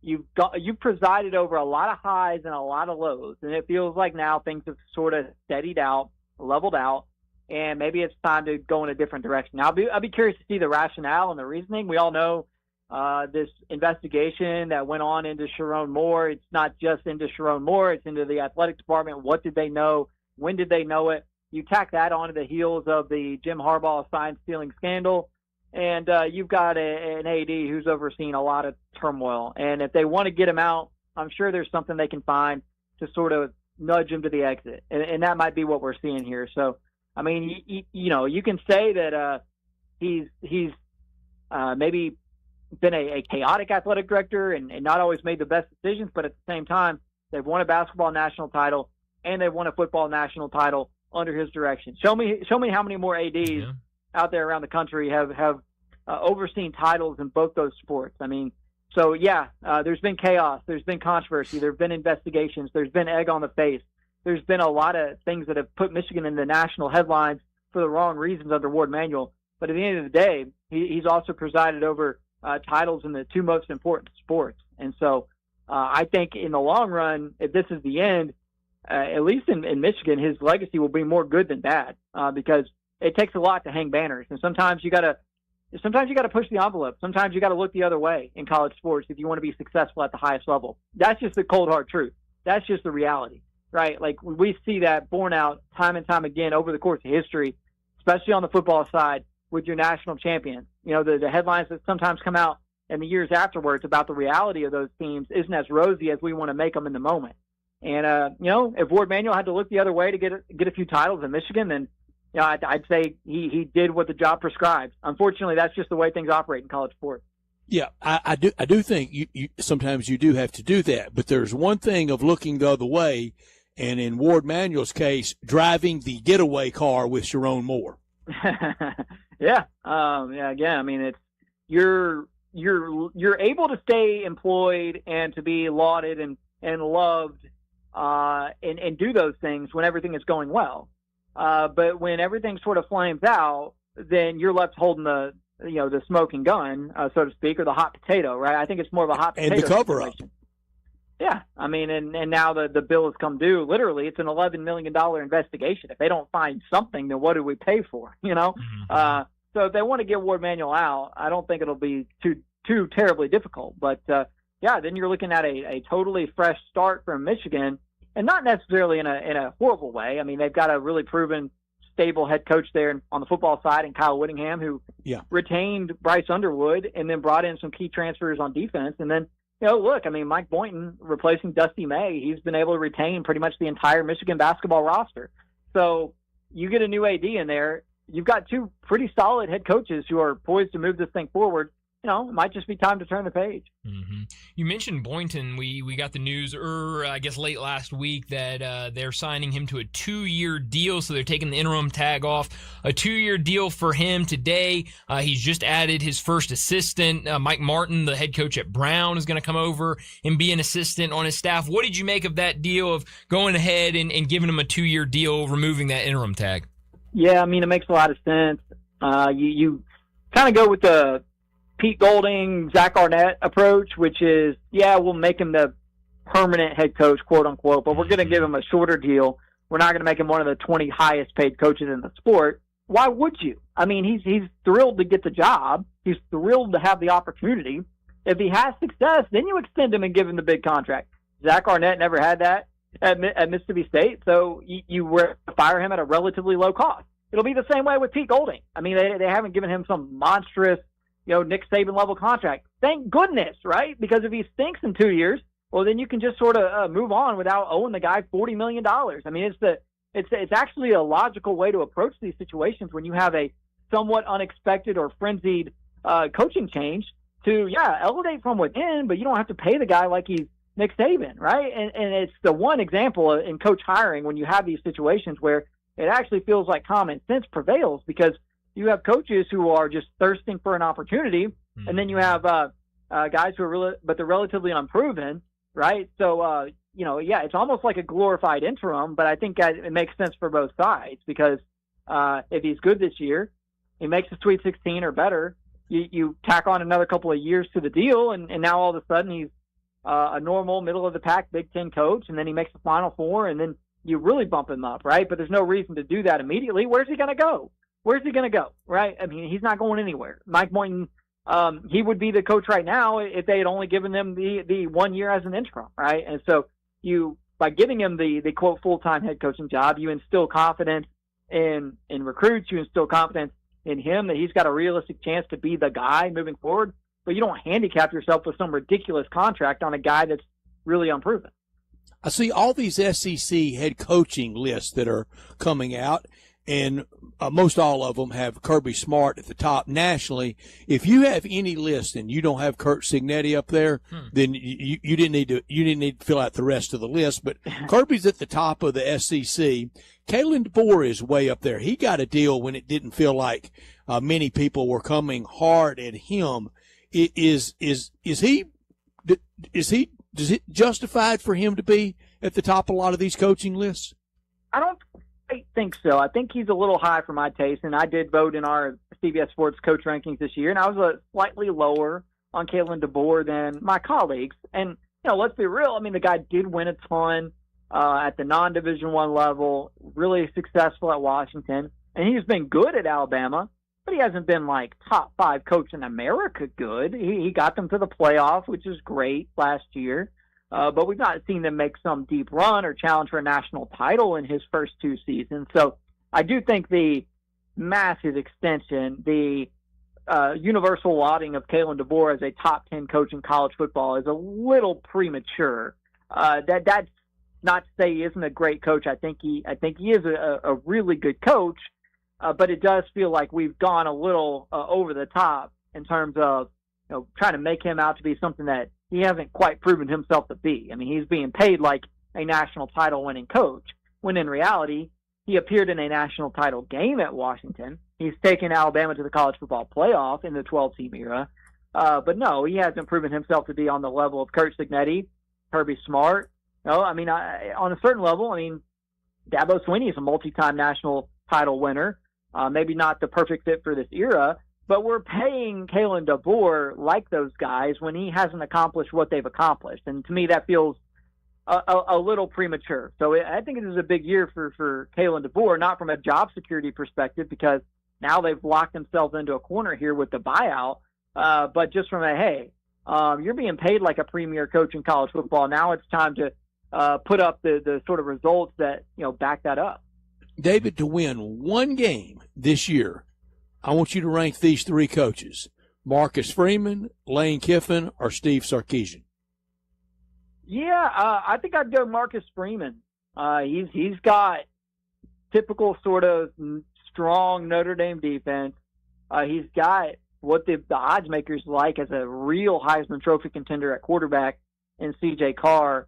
And yes, they do have to replace Jeremiah Love and Jadarian Price, but I think running back's the position in college football that's the easiest to backfill at most often. And so not overly concerned about their ability to run the football just because they lost a couple of stars there. So, yeah, on a certain level, Marcus Freeman is in a similar position as Kalen DeBoer, as Dan Lanning. These up-and-comers, if you want to call them that, who are kind of filling the void left behind by Nick Saban, but yet haven't made that big on final sort of breakthrough yet. But having said all that, I like the fact that of those coaches you mentioned, I know what I'm going to get from Notre Dame's defense. I know what I'm going to get from Notre Dame's quarterback. C.J. Carr proved himself to be more than up to the task last year. With LSU and Lane Kiffin, I just have questions. One, about Sam Leavitt's health and readiness. Very limited participant in spring practice, coming off an injury at Arizona State last season. Feels like we are banking a lot on LSU, with Sam Leavitt being not just who he was in 2024 at Arizona State, but maybe even being a little bit better. And yes, Lane Kiffin is a tremendous quarterbacks coach. There's zero debate or doubt about that. But you've got to have a healthy quarterback in order to reap the benefits of having that guy under Lane Kiffin's tutelage. And until I see Sam Leavitt out there for 5-6 games playing healthy and playing well, I'm just going to have a few reservations about really casting my lot with LSU. Mm-hmm. Before we let you go, David, last week we talked with you about Joaquin Boumche committing to Duke. He'll be a freshman this year, but since the last time we talked with you, we saw 2 more commitments. The kid at UCLA, I'm not even going to try to, the Serbian, I'm not even going to try to say his name. I mean, it's a miracle I can even pronounce Joaquin Boumche. But then also Marcus Spears Jr., one of the top players in the class of 2027, reclassifying to the class of 2026, all three of those guys will have to play 2 years of college basketball. What did you make of those announcements, especially with Marcus Spears Jr.? How much do you see these guys playing as true freshmen, and what does it mean for college basketball that these guys will have to play 2 years? Yeah, the new gig is to get to college basketball as soon as you possibly can. It used to be, it used to be you talked about the earnings clock and the earnings potential from the NBA perspective, and guys would reclassify to college basketball with 1 year left because it was, I need to get to the draft as soon as possible. The age restrictions are such that if I reclass now, I can be eligible for next year's draft. Well, now you're seeing guys who aren't even eligible for next year's draft going ahead and committing and reclassifying a year early so they can play 2 years of college basketball because the earnings potential is just that good. Forget about the seasoning that I could get in high school football, the physical development, the maturation. Forget about if I'm really, truly even ready for big-time major college basketball physically. I can make $3-4 million there as a highly sought-after freshman. I need to go ahead and go there now. And even if I struggle as a freshman, I'm still going to have another year to develop and prove that I do deserve to be a lottery pick in 2028. And so it's wild. I mean, because for the longest time, international guys were late coming over, and now we're kind of going to be putting the clamps on some of that with the 5-for-5 and with the NCAA trying to crack down on guys who have made professional money coming over to college basketball. So you're going to see more of the better international guys come to college basketball early. You'll see more guys like Marcus Spears Jr. Reclass up, even if they're not ready, even if that means playing 2 years of college basketball, because who cares? I mean, playing 2 years of college basketball means another $3.5-4 million in my wallet. Yeah, no, I think it's great for college basketball. It's going to be fun to watch those guys next season. But David, as always, thanks so much for joining us. Enjoy the rest of your week, and we'll do it again next Monday. All right, guys. Sounds good. Thanks, David. Thank you, David. David Cobb with us from CBS Sports, and he will be with us next Monday when we're in Tampa for our SEC Media Days, and part of our coverage, as always, will be Sissy's Log Cabin. They will be with us at SEC Media Days and at the golf tournament, the FedEx St. Jude Championship, with all our leaderboard updates. And Sissy's Log Cabin at the text line, always 901-360-8255, the official jeweler of the hometown teams like the Grizzlies and the Tigers. And you will see them prominently on all the advertising and ribbon boards out at Simmons Bank Liberty Stadium this fall for Tigers basketball, and then at FedEx Forum, or for Tigers football, and then at FedEx Forum for Tigers basketball. That great location at 4542 Poplar. Bill Jones and his team, they get Memphis, the part of the fabric of the community, supporter of Tigers athletics. And when we get to the Grizzlies season at FedEx Forum with the Floor Seat Lounge, the Mid-South's largest selection of one-of-a-kind jewelry, engagement rings, necklaces, earrings, wedding bands, everything for those special moments of your life. 9,000 square foot store in Laurelwood with expanded lines for Rolex, Cartier, diamonds, and so much more. Since 1970, with all the great locations across the Mid-South, Sissy's, they offer a selection of diamonds and estate jewelry and fine gifts. Official jeweler for the Grizzlies, and at FedEx Forum with the Floor Seat Lounge with those beautiful display cases in there on Grizzlies game nights. Unsurpassed value, exceptional service, expansive selection, and an extraordinary shopping experience, because life's too short for ordinary jewelry. Well, let's get to another break. When we return, we've got to talk some baseball. We had a bunch of series wrapping up yesterday as we get to All-Star Week. Home Run Derby tonight, the All-Star Game tomorrow night. We'll talk about it more. We'll do it next on Sports Time. You have opinions? I think it's over. Of course you do. I don't think it's that simple. Everyone does. I got all the answers. Hit us up on the Sissy's Log Cabin listener line at 360-8255. It's true. East Memphis Ace Hardware is closing. But just like always, they're taking care of you with a big going out of business sale. Everything in the store is 30% off. Everything, including the Big Green Egg and all Weber grills. Some things have additional savings, like Amy Howard paint at 75% off. Come in and save like it's goodbye, because it is. Save at least 30% on everything in the store. East Memphis Ace Hardware, corner of White Station and Quince, going out of business. Is your wife asking you to stop eating junk food? Well, we have you covered at Humdinger's. It's quick and it's healthy, and most important, it tastes amazing. With many choices from salmon salad to rainbow trout and grilled asparagus. Come visit us for lunch at Humdinger's, 6300 Poplar Avenue. So good, Coach Penny eats with us weekly. Don't forget, Humdinger's offers full-service catering for weddings, social events, or your corporate lunches. You can call 901-260-8292 to find out more.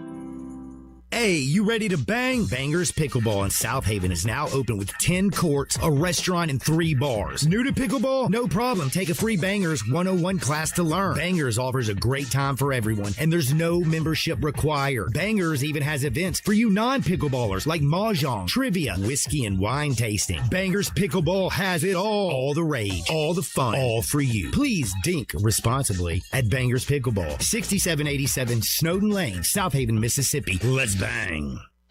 Use Polymarket to trade the World Soccer semifinals. Delete that sportsbook app that's robbing you and join the millions using Polymarket. Polymarket is a prediction market, not a sportsbook. You trade against other fans, not the house. Polymarket, your go-to prediction market for soccer's biggest stage, available in all 50 states. Download the Polymarket app, use promo code FOX to unlock $50 free for your first trade. That's promo code FOX. Trading not available in all jurisdictions. Check local regulations before trading. Restrictions and eligibility apply. This traffic brought to you by Old Dominic Distillery. Come for the spirits, stay for the experience. Cheers to Memphis. Learn more at olddominic.com.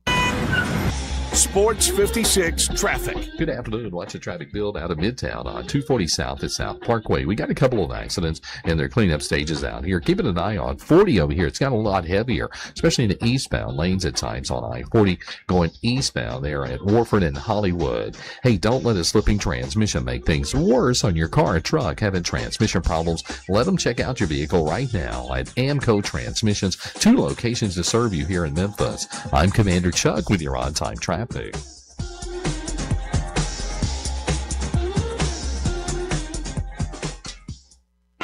Now back to Sports Time on Sports 56 and 98.5 FM. This hour brought to you by Landers Ford in Collierville. Here once again are Brett Norsworthy and Bryant Dacus.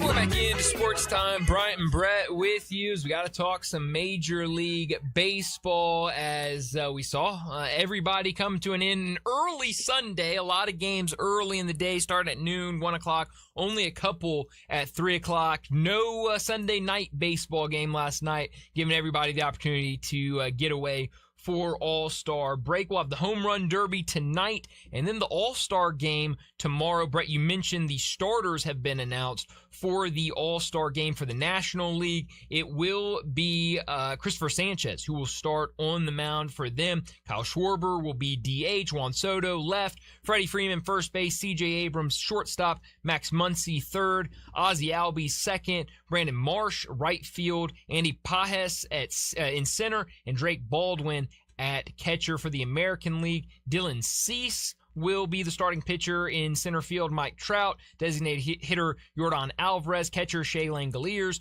third baseman Junior Caminero, shortstop Bobby Witt, right field Cody Bellinger, first base Ben Rice, left field Riley Green, and at second Ernie Clement. So some interesting names in there on both sides of the starting lineups. Very, very loaded, both rosters, and a lot of reserves, and you're not going to see many at bats, and those pitchers would just be pumping gas all night. They're not trying to. No. They're not too worried about the ball strike count, are they? No, absolutely not. They're just trying to get it in there, get their inning, a couple outs, however many it is, and then get on to vacation for a day or two. There will be a couple times where the break in between innings will be longer than the inning, the top or bottom of the inning last. Yeah, no, it will be very quick. It'll be very snappy. You'll see players in and out. I mean, that is the one thing about the Major League Baseball All-Star Game is you kind of, if you look away for a second, you look back, it might be a completely different ball game than the last time you looked at it.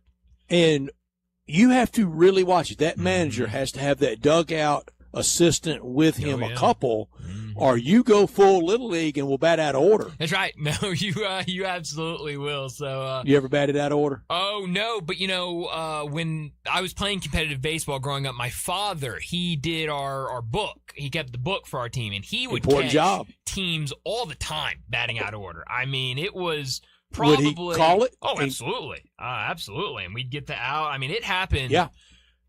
A number of times. It was kind of crazy how many times he would catch opposing teams batting out of order. One of my jobs in the day was keeping the book and watching. Booking it. And of course, I missed it one time. Oh, no. And I mean, never heard the end of it. It's really the only reason we're letting you hang around is to check that. Man. It's what I got from it. Oh, jeez. No. Yeah, no, it's a very important job. And I batted that order one time. My dad came down to the dugout and he said, "Do you see the kid in front of you? Can you read his number? Okay, if he's not up there while you're in the on deck circle, that means you don't go up there." Oh man, I got it good.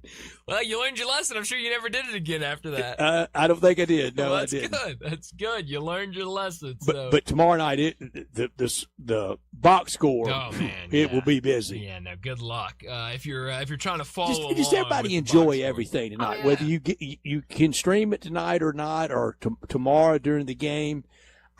Brian, I'm looking and I wanted to find this out. 57 Major League Baseball All-Star games have been played at night, counting tomorrow night. We didn't go permanently to at night until the very famous 1970 game, and that was the game that Pete Rose bowled over Ray Fosse at home to end a late inning affair. Whether he should or shouldn't, he did. Sure. And that was Pete Rose, one speed, and it really impacted the rest of Ray Fosse's career. It separated his shoulder, and he was kind of haunted by held back by that injury the rest of his career. And the interesting story is the Fosse stayed that All-Star game in Cincinnati. Ray Fosse was with Cleveland, stayed with the Roses. They were staying. Wow. They were staying in their home, but that was national TV, and that's the first one I can even vaguely remember. But though 70 and 71 stamped it for me. 70 with Pete Rose, and then in 71, the Reggie Jackson shot off the top of the stadium in Detroit, and then All-Star Game was a appointment TV for me in the middle of the summer. The rest of my life, and I do love it. And what is the attraction? What gets us about the player introduction and the rainbow of uniforms? We're losing the adult softball uniforms, thank goodness, and everybody's wearing their real unis. What's the attraction to it? I don't know, but you're right. It is very interesting because it is hypnotic. Yeah, you're going to watch that. Yeah, it's one of those things that a lot of people, and it's I was just about to say it's interesting that baseball is the one All-Star game that I feel like everyone still really enjoys. Where you see. With football, I don't think anybody really pays attention to it anymore, especially now that we've gotten to flag football and all of that. It's turned into a fighting contest. Yeah, I mean, and then with basketball, how up and down it gets with all the scoring and things. It feels like a lot of people basketball have tuned out could of that be as better. Well. No, it definitely could be. It feels like Major League Baseball's All-Star Game is the one that people still like to hold on to. And then you're right, it's the lineups. I mean, you don't hear that in any other sport with their All-Star Game. Man, I can't wait until the starters are announced or the teams are announced for the All-Star Game. It is with Major League Baseball, seeing those uniforms, and then, like you said, it's the uproar of when they went to the All-Star specific jerseys. I mean, you do not hear that type of outcry in any other sport around their All-Star Game, but with baseball, it was. I think part of that is baseball. You do get more of the kind of purist mindset with baseball for whatever reason.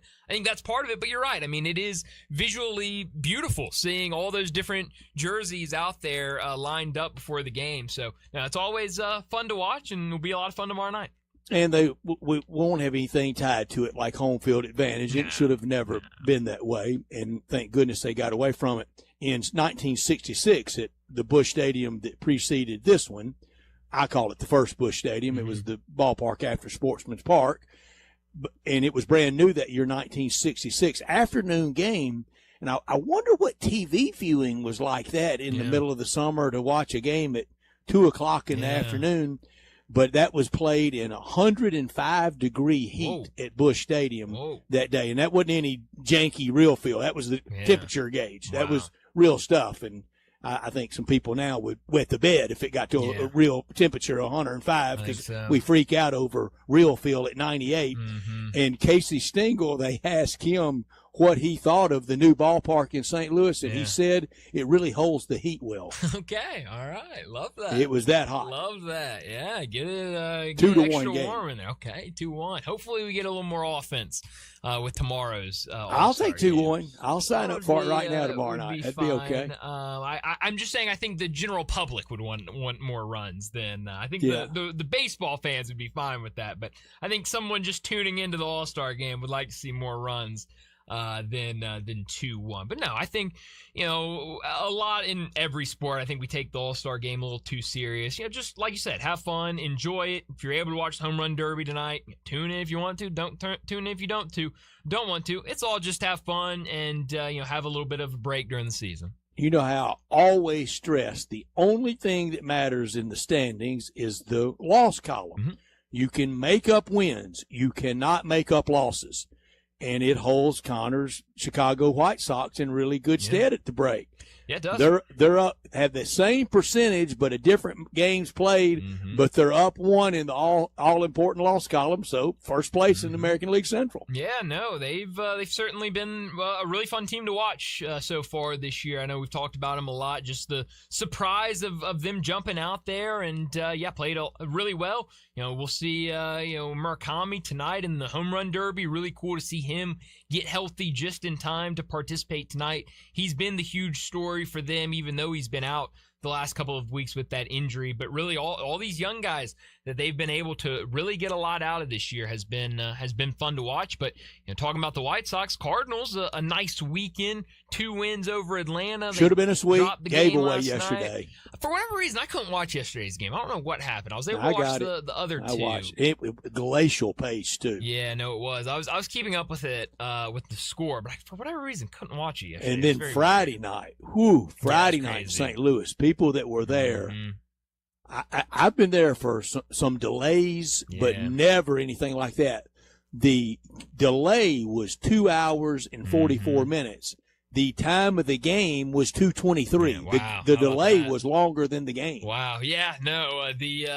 And really helped the Cardinals because it chewed up Chris Sale. Yeah. No, it definitely did. And some of the pictures and videos coming out of St. Louis that night of the field and kind of everything when that storm came through. Kind of crazy to watch. I was really surprised that they were able to get out there and play that game. A nice weekend for the Cardinals until yesterday when they dropped the final game before the break. Friday night for Connor's White Sox, that cycle, and he had to get the triple in the last at bat. It made up for the bad uniforms Friday night in the City Disconnect uniforms, Connor. It was great to see. I really didn't expect it out of Tristan Peters, but he's been awesome. Just got selected to be reserved for the All-Stars. Yeah. He plays one speed. Savannah Banana. How about that? Little banana Is that ball right? out there. Yeah, how about that? He made it. It was the pre-fun Savannah Bananas. It was just when they were just a regular baseball team. Connor loves to point that out. Whenever I say anything about Tristan Peters being a Savannah Banana, he makes sure he throws out. It was before they were the dancing, singing Bananas. White Sox and the Pirates drawing a lot better than the last few years. I say look out for the Pirates after the break. Yeah, no, I think especially in this division, I think they'll have a lot of opportunities to stack some wins, and they're a fun team to watch. Really good win for them yesterday behind Paul Skeens. The unfortunate news when we were supposed to get Mizorowski versus Skeens in that game yesterday morning, but they scratched the Miz late Saturday night because of fatigue, so wanted to give him a little bit of a longer break going into the All-Star break. So unfortunately missed out on the Miz versus Paul Skeens, but a really good win for the Pirates to go to the break, and they'll have a lot of confidence coming out of it. We won't get out of we'll play tomorrow night and everybody off Wednesday, one game Thursday, and then everybody back into the weekend, and then clock ticking for trade deadline. Yeah, no, it's going to be really, really fast. With a lot of teams in the mix. No, absolutely. And so, it's going to be really interesting to see how it plays out. A lot of talk now about the Tigers with them playing better baseball, and if they will have that fire sale that a month ago it looked like they were absolutely going to have. Same thing. Boston is red hot right now. Really impressive what they did over the weekend against the Mets, especially that game yesterday to come back and win it. So definitely a lot more questions than I thought we would have going into the All-Star break about the trade deadline. But it's going to be a lot of fun coming out of the All-Star break to see what decisions some of these teams make, and if a guy like Trick Skubal could be on the move before the deadline. But again, tonight, the home run derby, and we'll see who ultimately wins. Jack Caglione, Junior Caminero, Wilson Contreras, Bryce Harper, Munetaki Murakami, Ben Rice, Kyle Schwarber, and Jordan Walker. Sorry, Connor. I mean, good Lord. Who's your pick? I'm taking Caglione. I'm going to go with Murakami. I think that would be a fun story. He's been kind of the story of the season so far around Major League Baseball with his hot start, so I think it'd be really cool. Who's more likely to throw their swing off swinging for the downs tonight? Jordan Walker. A little concerned. A little bit. But you said, I forgot who you said, somebody wrote the story about it's categorically been refuted. Yeah, that it's not a thing. As someone who's very superstitious, I don't believe that. They can do all the homework they want to do about how that's not a thing.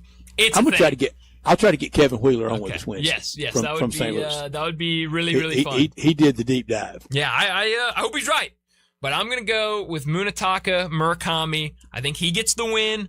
But in Philly, I'm afraid it's going to be Schwarber or Bryce Harper. My swing guy, Junior Caminero. Yo, Junior Caminero is awesome. He's going to be really fun tonight, I think.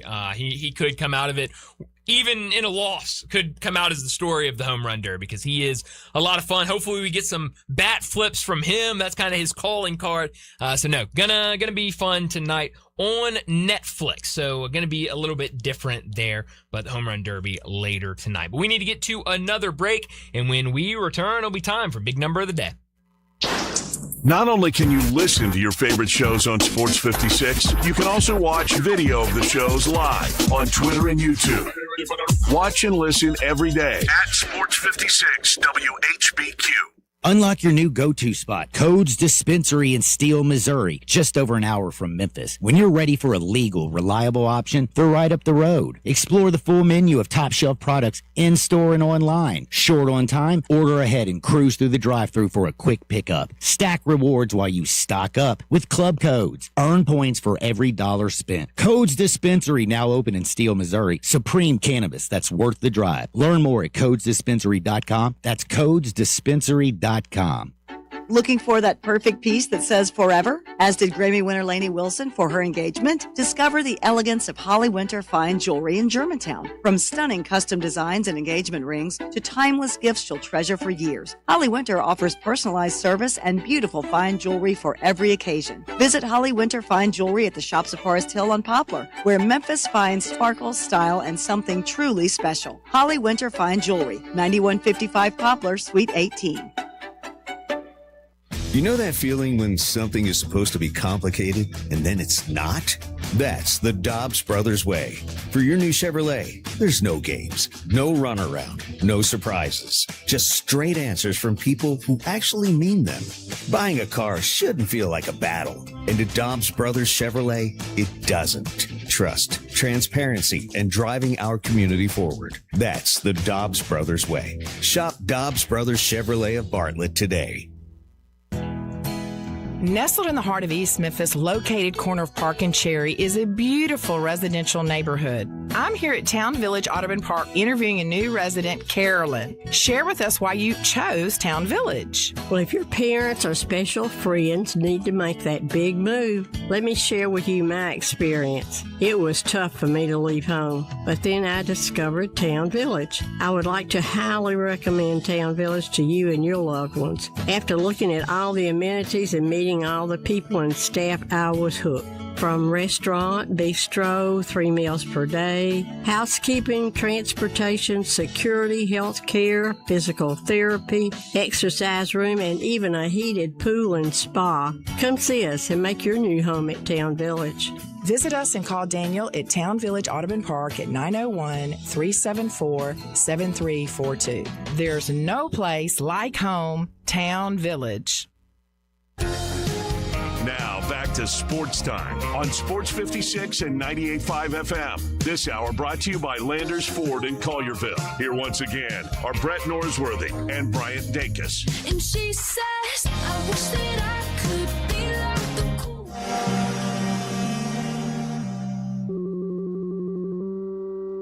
Big Daddy. Hello, Big Brand. It's a guy, he wants to be big, then he gets big, he doesn't want to be big anymore, then he gets small, but the suit's too big. Big Daddy. The big boy. You're a big guy. I think she's trying to pull a fast one on Big Daddy. The big number of the day. Well, Brett, I have a couple of big numbers today, and so I'm just going to use all of them instead of just picking one. Get it all out. I mean, why not? So here are a couple of big numbers. My first one is the number 28. James Wood with the Washington Nationals has 28 home runs, all while batting first. And I didn't think they hit 28 as a team. Well, that is true. They're a much better team than I thought. Much they would better. Be, this year.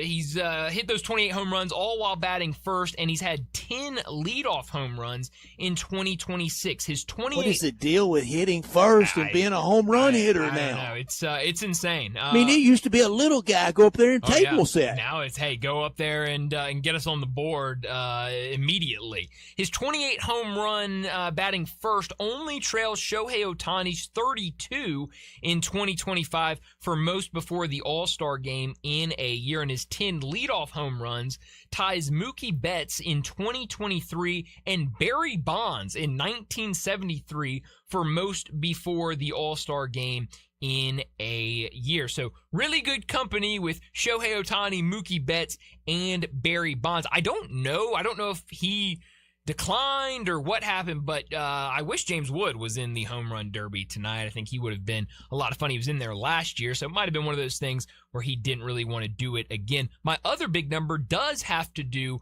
with tonight's home run derby. It is the number 2009. Yes, that is the year 2009. Kyle Schwarber will be the first player to participate in the Major League Baseball home run derby in his home park while leading the league in home runs since Albert Pujols did so in St. Louis in 2009. How about that? Yeah, and this year's baseball all-star game in Philadelphia, to all the festivities tonight and tomorrow night. Next year in Chicago. Oh, wow. At Wrigley, isn't that right? Really cool. Yeah. New Yankee Stadium hadn't hosted yet. Can you name the only franchise that in any stadium has never hosted the All-Star game?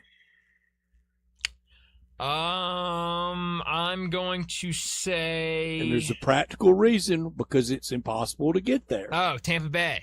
That's it. it. The bridge. Can't cross that bridge to get there. Yeah, the bridge makes that dump really, has really never difficult. hosted and shouldn't have. No. St. Louis in 2009, and it will be a long time until they do again, because it hadn't been back to New Pittsburgh. It's not new anymore. Yeah. Hadn't been to newish Yankee Stadium, and it's getting close to time to going back to Fenway. Hadn't been there since '99. Yeah, it's gonna be really cool next year at Wrigley.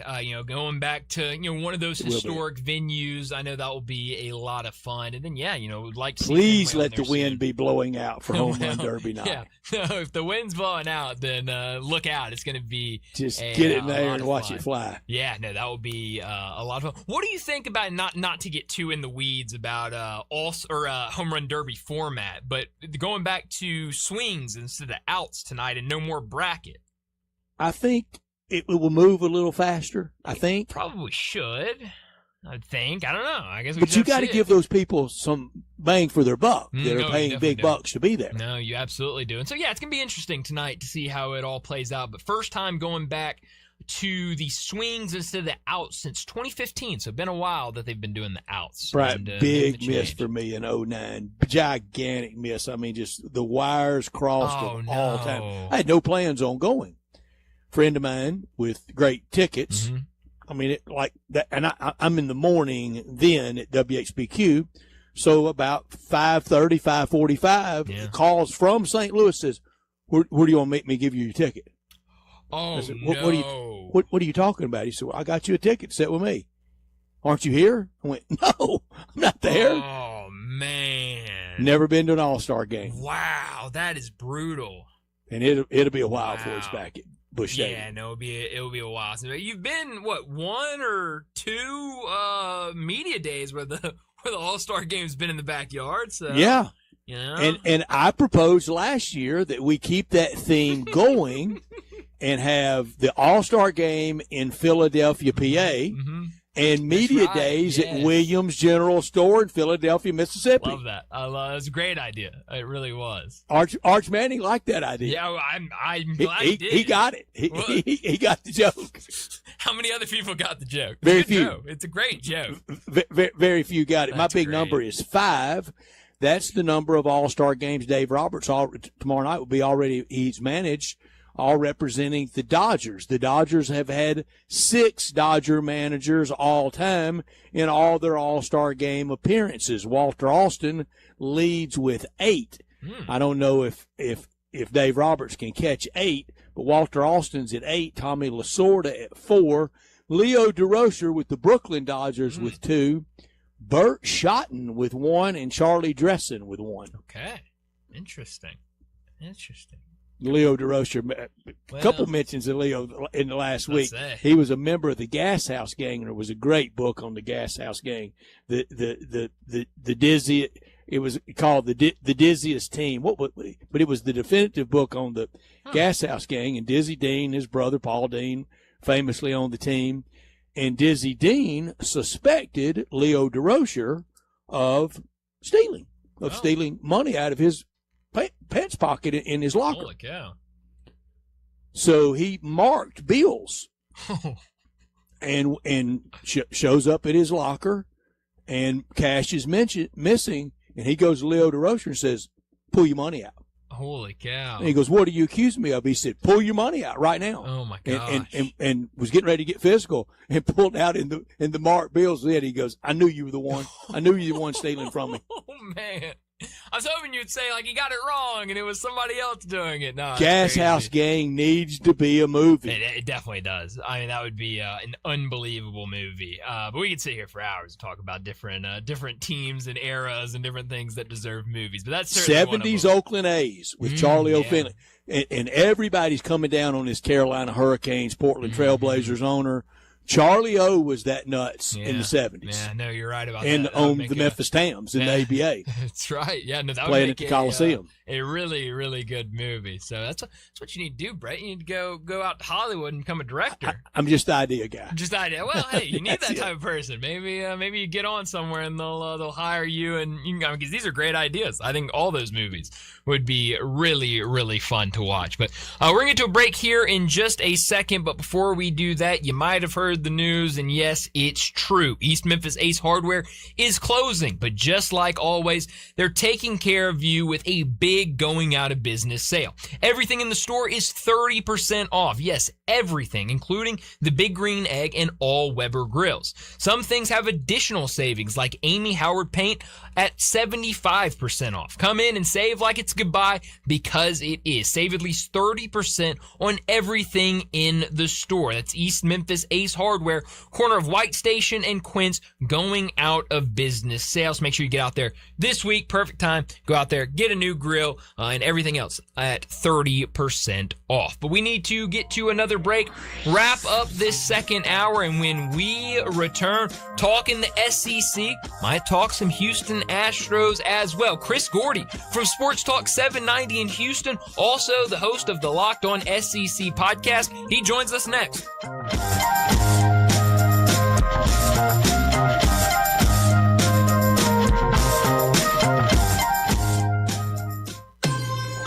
Be sure to download our Hub 901 app for instant access to Sports 56 and all the Flynn broadcasting stations from anywhere. Go to the App Store and get the Hub 901 app today.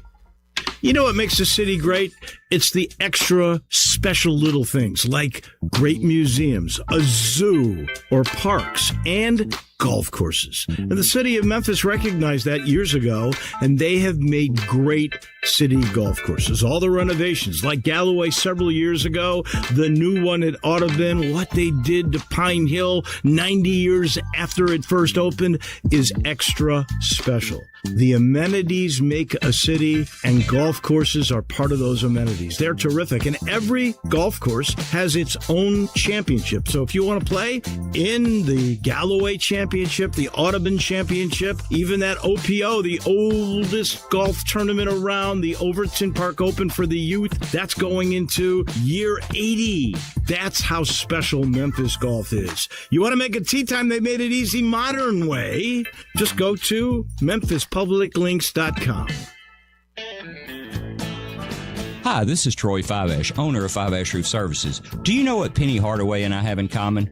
We should both be in that building celebrating the best basketball players of all time. Of course, I'll have to buy a ticket to get in, but he should already be there. But seriously, we both surround ourselves with the best people we can find. We work hard to achieve our goals, and we are both among the best in our respective fields. At Fiveash, we can't win titles or get national awards, but what we can and do strive to do is give 100% of ourselves to give you the best product possible and one you can be proud of. So if you need a roof, siding, or gutters, give us a call at 901-367-0050, and we will do everything we can to provide you the best of everything. Fiveash Roofing. Fair, honest, and ethical. 367-0050 or memphisroofer.com. 367-0050 or memphisroofer.com.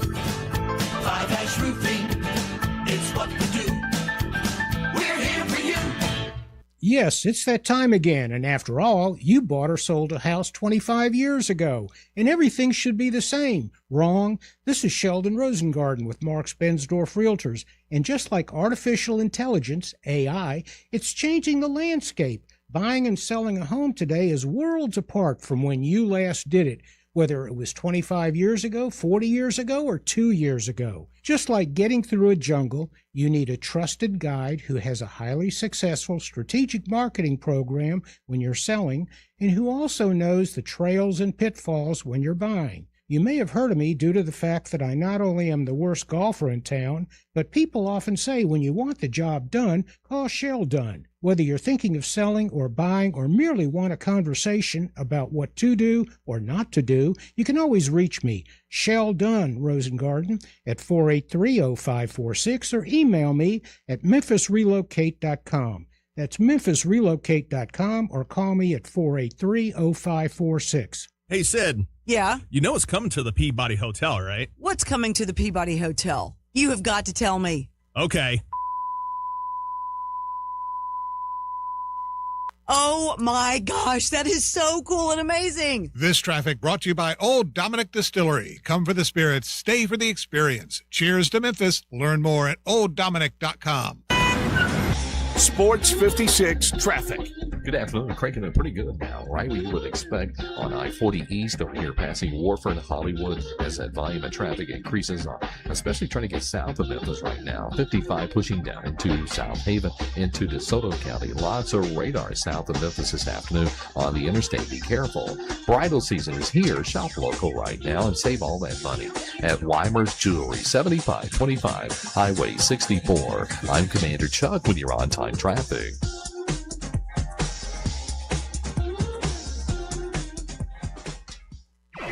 We are Sports 56, WHBQ Memphis, and W253DF Memphis with John Harden, weekdays from 11 to 1.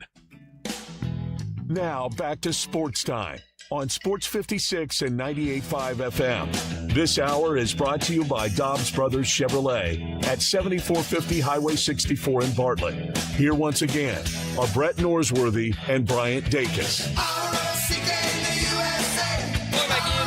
Time, Bryant and Brett with you as we start our third and final hour on this Monday afternoon, and we're a week away from SEC Media Day. So joining us now from Sports Talk 790 in Houston, also the host of the Locked On SEC podcast, Chris Gordy joins us now. Chris, thanks so much for joining us. A lot to get into SEC. We might get into some Houston area teams as well, but a week away from SEC Media Days, What do you think will be the most talked about or some of the most talked about things next week at SEC Media Days?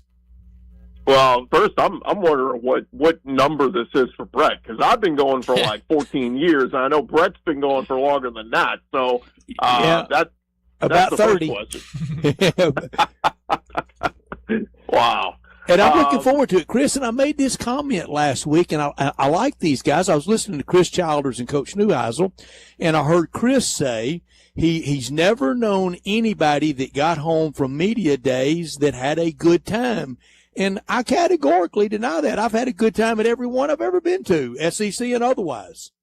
Yeah, well, those guys, the SiriusXM guys, are probably miserable because they're always tucked away in some back room, and they don't even get to associate or socialize with anybody. We're out on the front lines there in Radio. We're out in the middle of it, aren't we? Yeah, I mean we're having a blast every year. So no, I mean, like, what's the one thing we're all looking for? You know, somebody asked me, if there's only one coach you can hear from next week, who would it be?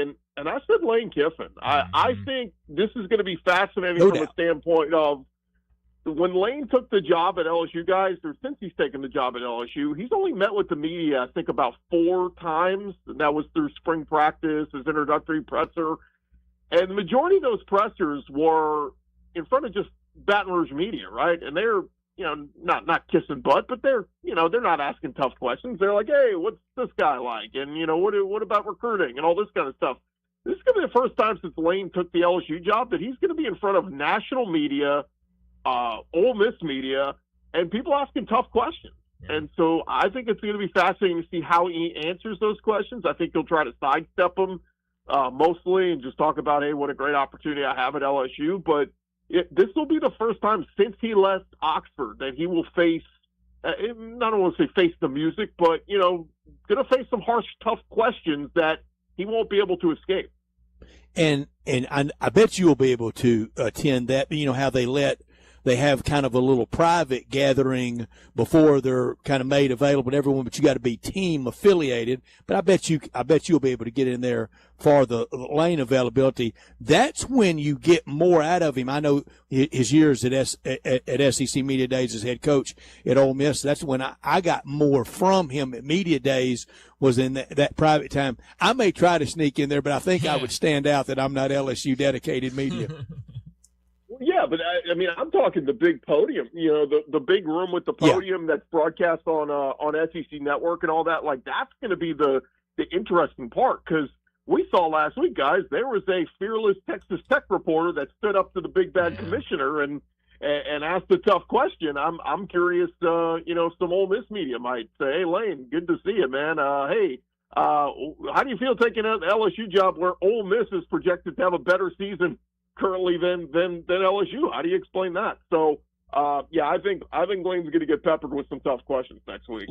An hour ago, we were talking with David Cobb from CBS Sports, and he mentioned Sam Levitt, and a lot is really riding on Sam Levitt. If he's healthy, and I think I hope he is, if he's healthy, Kenny Dillingham's a really, really great quarterback coach, but he's getting ready to be worked with and coached by the best, and that is Lane Kiffin and Charlie Weiss. They coach that position as good as anybody maybe in the history of the sport.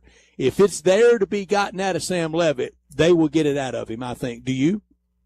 Yeah, and that's what I have a hard time explaining to people when people are looking, doing their quarterback rankings and all that, and it's like, it's Arch and Trinidad and Sam or John Mateer and all these names up top, and then you kind of get 5, 6, 7 names in, and you go Sam Levitt. Well, I've seen a lot of people poo-poo on it and go, oh, he stunk last year. This guy, he's terrible. I watched him against Mississippi State, and it's like, yeah, but, one, the guy was not healthy and obviously didn't have a great year, but you have to put also in context. He's now going to be in a Lane Kiffin / Charlie Weiss Jr. offense.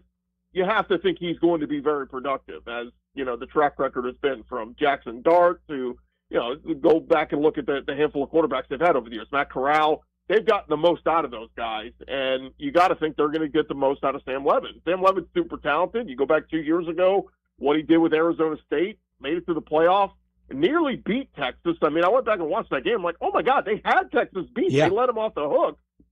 Should have won a playoff game. So Levitt's a good quarterback. It's just I think too many people are holding what he did last year against him, and they're not opening their eyes to, he's going to be in a really quarterback-friendly system that he's going to put up, super numbers. Chris, they were on their way last year to getting it out of Austin Simmons. He was going to have a big year, and we may have never heard of Trinidad Chambliss. Well, and that's the guy that I keep looking at and saying, he's not getting enough credit. I think I saw some quarterback rankings some doofus put out there today that's got Austin Simmons like 15th, and I'm like, wait a minute. This is the guy who beat out Trinidad Chambliss last spring. They didn't just hand him the job. Clearly. He earned it. And Trinidad Chambliss, was second string. So I think we're underrating Austin Simmons, and now he's got Caden Lee with him. Alubide is a big-time receiver there in Mizzou, and we'll wait to see the health of Ahmad Hardy. But say Ahmad Hardy only misses a game or two, and then he's back out there looking like himself.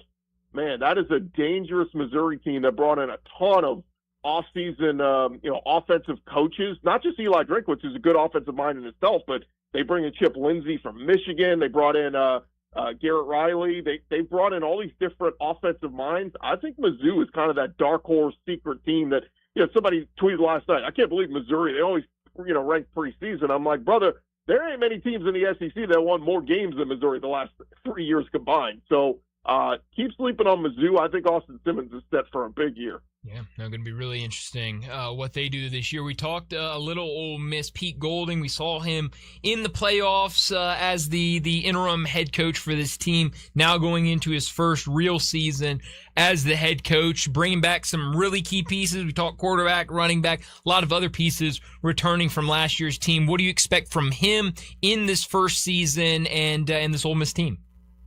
Yeah, I think they're going to be good. You bring back Chambliss and Lacey. I think they're going to be really good. I do have a few concerns. I asked Trinidad about this a couple weeks ago at the Manning Passing Academy. I said, what's it been like getting to know all these new receivers? Because I think that's maybe the underrated part we haven't talked enough about with Ole Miss is they lost, a good majority of that wide receiver room. And it's a lot of new guys that are talented, guys that are former 4-star and 5-star recruits, but haven't the light bulb hasn't come on yet for some of them. Jonte Cook, Darryl Gill was good at Syracuse, but it's just a matter of are those guys going to fill the holes of all the awesome receivers you had a year ago? So it's not a given. We'll see. We'll find out.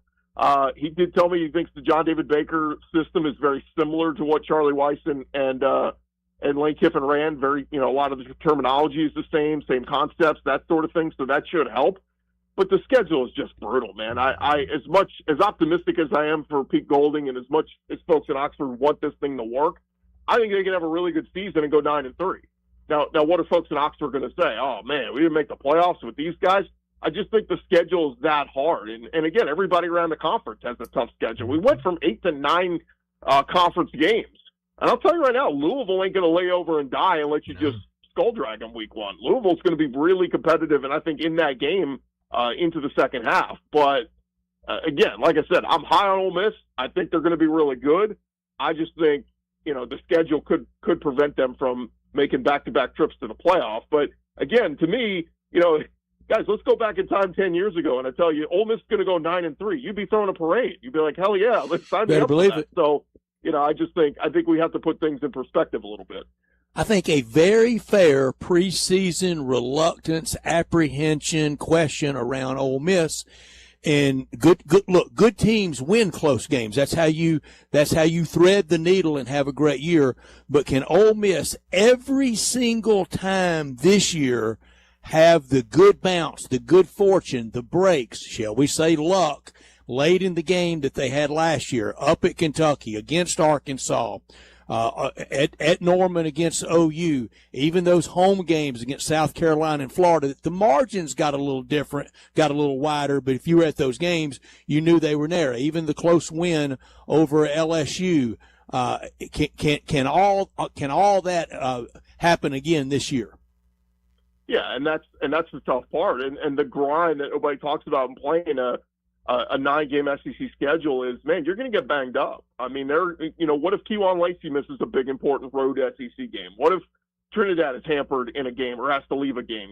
It's those moments that can make or break your season. We know 10-2 is where you want to be, but that could be the difference of a third loss or a fourth loss, and suddenly your season is derailed. I mean, look at Texas last year. Yeah, they had the tough opening loss to Ohio State, but the big one that cost them was losing on the road at Florida. Well, there's no bigger game for Ole Miss, in my opinion. Everybody's talking about September 19th against LSU, and I get it. But, man, what if they put all their focus and attention into winning that game, and then the next week go lay an egg on the road in the swamp? Florida has had – go back and look. I think the last 5 years, Florida has upset somebody in the swamp that they weren't supposed to beat. 2 years ago, it was Ole Miss. Ole Miss is primed for the playoff, and they catch Ole Miss sleeping. Last year, it was Texas. So that game, week 4, is probably the most dangerous game for Ole Miss because this Florida team is really talented. John Summerall has them believing in themselves, and, that could be, you win the LSU game, but you lose at Florida. Suddenly it lets all the wind out of the sails. Mm-hmm. Looking at a team like Alabama, I have the Athlon Sports preseason magazine in front of me. It has Alabama projected to finish 7th in the conference this year. The Vegas win total right now for Alabama is at 8.5. If Alabama finishes 7th in the conference, what will the reaction from Alabama fans be? Well, they'll be booing. There'll be a lot of anger and vitriol and angry phone calls to Paul Feinbaum. But, to me, he's got the backing of the front office of the administration there, Kalen DeBoer. I mean, he just got an extension and a raise this offseason. I'm going, man, the buyout's up to how much? I said, because, guys, about, 6 months ago, I would have said I thought he was going into the season on the hot seat. Well, he gets that extension. He ain't on no hot seat. Like, he can go 7-5 this year. They can be pissed, but they're not paying that money to buy him out. So I wonder. Look, I think Kalen DeBoer's a good coach. We all knew whoever took that job after Nick Saban was not going to be Nick Saban, and there was going to be a little bit of a step backward. But I'm looking at this team right now. I love the secondary, but there's no stud pass rusher. Like there's no Will Anderson Jr. or Dallas Turner or anybody like that. They have, the quarterback is still up in the air. Is it going to be Austin Mack or Keelan Russell? And then the running backs. That run game was atrocious last year. Mm-hmm. Ryan Grubb and Kalen DeBoer back there calling plays. Like, I hope they figured it out. And now you got a new offensive line you got to work in. It's just, there's a lot of question marks with this Alabama team. And look at the schedule, guys. ECU should be a cakewalk week 1, no matter who the starting quarterback is. But week 2 on the road at Kentucky, that's a tough place to say, hey, Keelan Russell, go make your first road start in the SEC. And suddenly you turn the ball over once or twice, and you're in a game in the fourth quarter. And then you come back home for Florida State, who I know has been down the last 3 years, but they ain't going to be down much longer. They've been recruiting well, transfer portal and all that. What if this is an improved Florida State team that caught Alabama last year, by the way, beat them last year? So I worry a little bit for Kalen DeBoer, man. What if they lose 4 games this year? Those Alabama fans may be saying, you know what? Here's my check. I will help write the buyout check for him and get him out of here. Chris, you were at the Manning Passing Academy. What was the quarterback that most impressed you that was one of the counselors that will be playing college football this year? Yeah, the one to watch, guys, is John Mateer. He told us pretty candidly, and there were stories written about this 2 weeks ago on 3, but he said, look, when I had to have the thumb surgery mid-season, I had to change my throwing style. He said, just, how I grip the football and how I throw, and it wasn't great. And we saw it. He was not good. I mean, that LSU game, the last game of the season, he threw a bunch of interceptions, and then the playoff game against Alabama, they get out to an early lead, and then, it was all she wrote. So I think, he said he's worked this offseason on his throwing motion, worked with one of the quarterback coaches that worked with Josh Allen with the Buffalo Bills. And when you watch him throw, guys, it is a much tighter, compact, quicker throw. That ball comes out much quicker than it did if you're watching film from John Mateer last year. So, this is year 4 of him in the Ben Arbuckle system. He was with him at Washington State. He was with him this past year at Oklahoma. I think if Oklahoma gets that complement run game, look, we know the defense is going to be awesome. It always is under Brent Venables. But if you got a dominant defense and that run game can help balance and take some pressure off Mateer, man, Isaiah Satania's back. They added some new weapons in Trell Harris from Virginia, Parker Livingston from Texas. I'm telling you right now, Oklahoma might be a team to watch. Now, their schedule's brutal, too, again, so you can't do anything about it. It's a tough schedule, but John Mateer, to me, his arm motion, his throwing motion, much more compact, and he impressed me. Mm-hmm. You mentioned this Kentucky team a second ago. Will Stein coming in as the new head coach. What did you make of that hire, and what do you make of this Kentucky team going into the season? Well, my wife's a Kentucky grad, and she is all about it. I mean, they're loving this guy. He's like, 35, 36 years old, this young dude, complete opposite of what Mark Stoops was, right? Mm-hmm. Mark Stoops was old. He was old school. He was defensive-minded, run the ball first. Never really developed quarterbacks outside of Will Levis. So, now you got a guy who's offensive, motivated, and the guy who's, has had, great track record with quarterbacks and calling plays and all that. So I think you're going to see a different Kentucky team. Now, how quickly do they hit the ground running? I mean, guys, I've been telling Kentucky fans, game one, you're going to have to buy a program because you're not going to know any of these dudes on this team. Who's number 1? Who's number 13? Who's number 17? So, it's an all-new, basically, offense. There's a good bit of names back on the defense, but they're the biggest wild card to me, guys. You could tell me Kentucky's going to go 4-8. You could tell me Kentucky's going to go 7-5. I have no idea what they're going to do, but I'm pretty convinced of this. They're going to upset somebody they're not supposed to this year. And good luck to anybody that has to go to Lexington. I was at that Texas game last year, man, and that place, they play they play the loud music. That place gets rocking. They do the light show. They came in eyelash for beating Texas and Arch Manning at towards the back end of the season last year. Kentucky's going to upset somebody they're not supposed to. So, again, is that, do they hit the ground running in year one? Probably not. Do they go 8-4 this year? No, I don't think so. But we'll start to see signs of it. And how good is Kenny Minchie? Look, Notre Dame thought highly enough of him to bring him in. That's a talented quarterback that with the right play caller could do some damage. I will say this about Will Stein at Kentucky. He will not stay 13 years like Mark Stoops did, and he will not become the winningest coach in Kentucky football history like Mark Stoops did. Well, that's the problem. I was talking with a Kentucky fan about that, saying, well, what if, if he's awesome and he leaves? And they said, well, so be it. I mean, it's, look, if he comes here and he has 3 awesome years in Lexington, then mission accomplished. Best of luck to him. Yeah, no, it would be, that would definitely be great if he did that. Go ahead, Brett. On the question from the media last week directed at your mark that made the rounds, I'm not trying to be a funny guy, and I doubt I would ask it. What's the question that has to be asked of Greg Sankey that nobody wants to ask, Chris? One, why is your conference slip sliding under your watch? It's maybe not a fair question, but I mean, look, is that his fault or was it gravity? It had to come down, didn't it? Well, I think part of it, and look, he's not responsible for the SEC not winning national championships, right? But I think it's all the other stuff that they were slow to get in on. He told me for years at SEC media. I asked him about, players being paid. It wasn't called name, image, and likeness yet, but just players being paid. He was always against it. He was always kind of a little bit more on the conservative side of change and things like that. And I think that the Big Ten and some other conferences were more open to change and more open to new ideas and trying new things. And I think that's kind of hurt the SEC the last few years. Look, the expansion was great. Adding A&M and Missouri was fantastic. Adding Texas and Oklahoma, I think, have been outstanding. But it's all the little things that I think, the TV contracts, Big Ten's caught up to them. There's all the little things of managing the business that I feel like the last year or two that Greg Sankey's maybe been a step slow on. Obviously, this Protect College Sports Act that, basically Ted Cruz and folks are trying to ram through regardless of what the SEC thinks. I think Greg Sankey needs to get back in his position of power where he calls all the shots in the world of college football. And I think he's kind of lost that these last 2 years. Mm-hmm.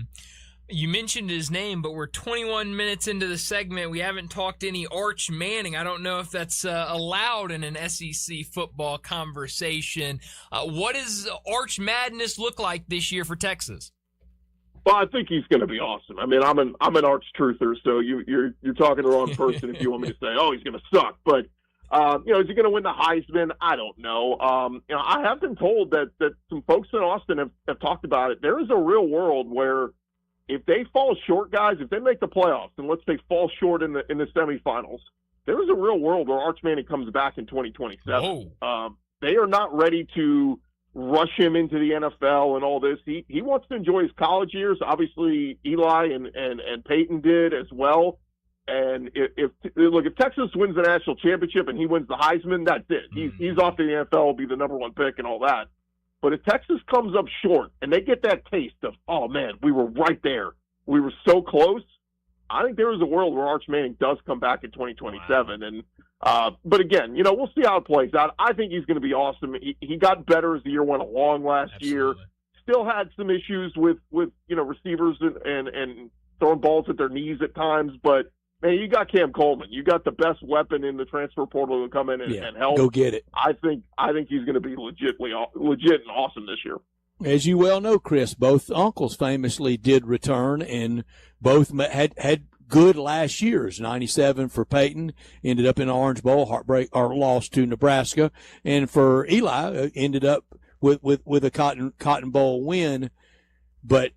That would mean we would go through 3 straight summers of Arch Madness, Brian. Are we prepared for that? I think we'll have to be if he makes the decision to go back. I don't think there's any way to avoid it. But let me pose a scenario to you guys too. What if he gets banged up mid-season and misses part of the year? I think then he's most likely coming back in 2027. Yeah, and then another scenario, if he gets hurt mid-season, they fall on their face and lose 6 games. I think Steve Sarkisian's fired, and then are we talking Arch hitting the portal for 2027? Oh, man. That'd be even more madness. Play that final year at Ole Miss. How about that? Right it's on the the book table. now. Could happen. Man, that would be insane. Chris, before we let you go, got to talk some baseball with you. This AL West this season, after the last couple of years, been super competitive. Some really good teams in there. Now only one team currently over 500. That's the Texas Rangers. Houston right now 47-51. What have you made of this year so far for the Astros? Well, they put themselves in a monster hole. They've been digging out of it for the last 2 months. They had a fantastic June. And it's been the trek back towards 500. They're right there. I mean, they had the game won yesterday in the 8th inning against the Rangers. They blew it late. Otherwise, they'd be going into the break. They would have been 2 games back of the Rangers. I mean, right there in the division race. I mean, there's still 3 back, so they're still in the thick of this thing. But it's crazy, guys. I complained about this a couple of years ago. I said, look, you want to expand the playoffs and add more wild card teams? That's great.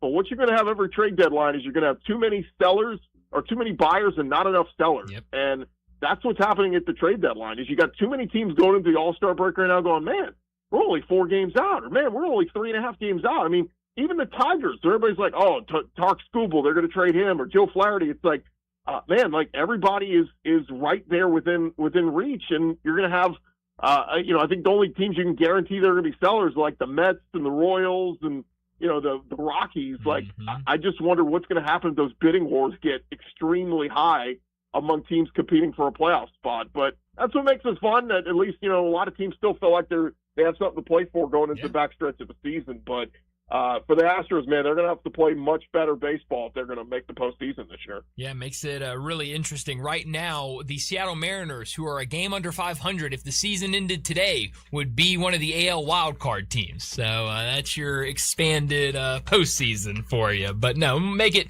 a really fun back half of the season. But Chris, as always, thanks so much for joining us and enjoy SEC Media Days next week. Absolutely, guys, and I think we got to get Brett like a commemorative pin or jacket or something for 30 years. Come on, I'll take something, anything. I'll take a pen and pencil set if they'll give it to me. There you go. Got a cigar or a bottle of liquor. There you go. Yeah, something nice. Thank you, Chris. Thanks, See you Chris. next week. All right, fellas. You got it. Chris Gordy joining us to talk a whole bunch of SEC, but also some Houston Astros. He's down there at Sports Talk 790 in Houston. In that American League, how far are who's out of it? I think Kansas City and the Angels. I would say probably the Athletics. I just don't think they get that hot. But you're only 6.5 games back. I mean, like, how out of it are you when there's a team that is a game under 500 that would be in the wild card right now, and you're only 6.5 games back? So I'd say those 2 teams at the bottom. So let's watch this after the break. We heard the expanded playoffs keeps more teams in it. It will keep fans involved. Let's see if attendance really tracks with that. Yeah, no, it's a really good question because, I mean, you look at a team like Detroit, and we mentioned them earlier in the show when we were talking baseball. They're 44-52 right now, and everyone in the world 2 weeks ago thought that they would be selling, and now they're kind of, maybe we don't sell because we're only 3.5 games out of the wild card. It is just insane in the AL right now. And everyone's scared of being snookered, getting the worst end of the deal, and labor issues loom. Why do anything crazy if we may not have a game next year? Yeah, so it is. It's going to make it really interesting around the trade deadline. Should make towards the end of the season really, really fascinating because, like you said, I mean, those two teams that are 10 games out, I would say those two probably completely out of it. But outside of that, in the AL, I think it's anybody's game. But we'll get to a break here in a second. Before we do that, let me remind you about our 5 o'clock sponsor. It's brought to you each and every afternoon by Dobbs Brothers Chevrolet. The Dobbs family, an old established name, is back in the car business in Memphis. Dobbs Brothers Chevrolet, located at 7850 Highway 64 in Bartlett, offering a full selection of new Chevrolets and quality used cars to meet every need and budget. Head out there and check out the beautiful new vehicles like the 2026 Chevy Silverado 1500, the 2026 Chevy Traverse, or the 2026 Chevy Equinox, a redesigned, rugged meets modern style vehicle with a 1.5-liter turbocharged 4-cylinder gas engine. At Dobbs Brothers Chevrolet, it's fully transparent pricing, no hidden fees, no games, and they cover all your needs with their service department. Dobbs Brothers Chevrolet welcomes you to a new way of providing excellent customer service. So head out there to Dobbs Brothers Chevrolet in Bartlett at 7850 Highway 64, open Monday through Saturday from 8:30 a.m.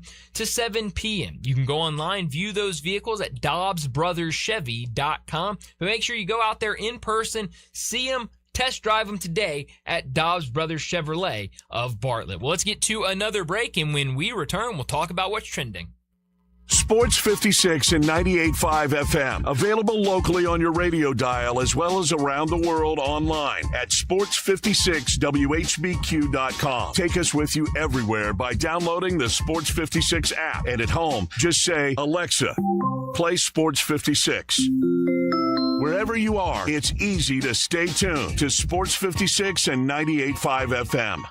Since 1948, in the alley, the Rendezvous. I'm with John Burgos. John, what's going on in the Rendezvous? Brett, there's some things about the Rendezvous I want to talk about. For example, we make it really easy to park. We have valet parking right at Monroe Street in our alley. We also want to make it easy for people to get to-go orders. You can now park in our alley right at our front door and put your flashers on. People also forget that we take reservations for 6 or more. And we have a wonderful party room upstairs that can accommodate people for rehearsal dinners, birthday parties, reunions, graduations. Our rooms seat between 25 and 275 people, and everything at the Rendezvous can be packed to go. Brett, we also do catering. See our menu online, and we can even deliver for groups of 15 or more. So if you have any questions, always feel free to call us at the Rendezvous because we answer our phone ourselves. You'll never hear, please listen carefully for our menu has changed. Press 1 for reservations, press 2 for hours, press 3 for catering, or if you know your party's 9-digit extension number and the first 3 letters of their mother's maiden name, dial it now. Come see us at the Rendezvous. Since 1948, the Rendezvous.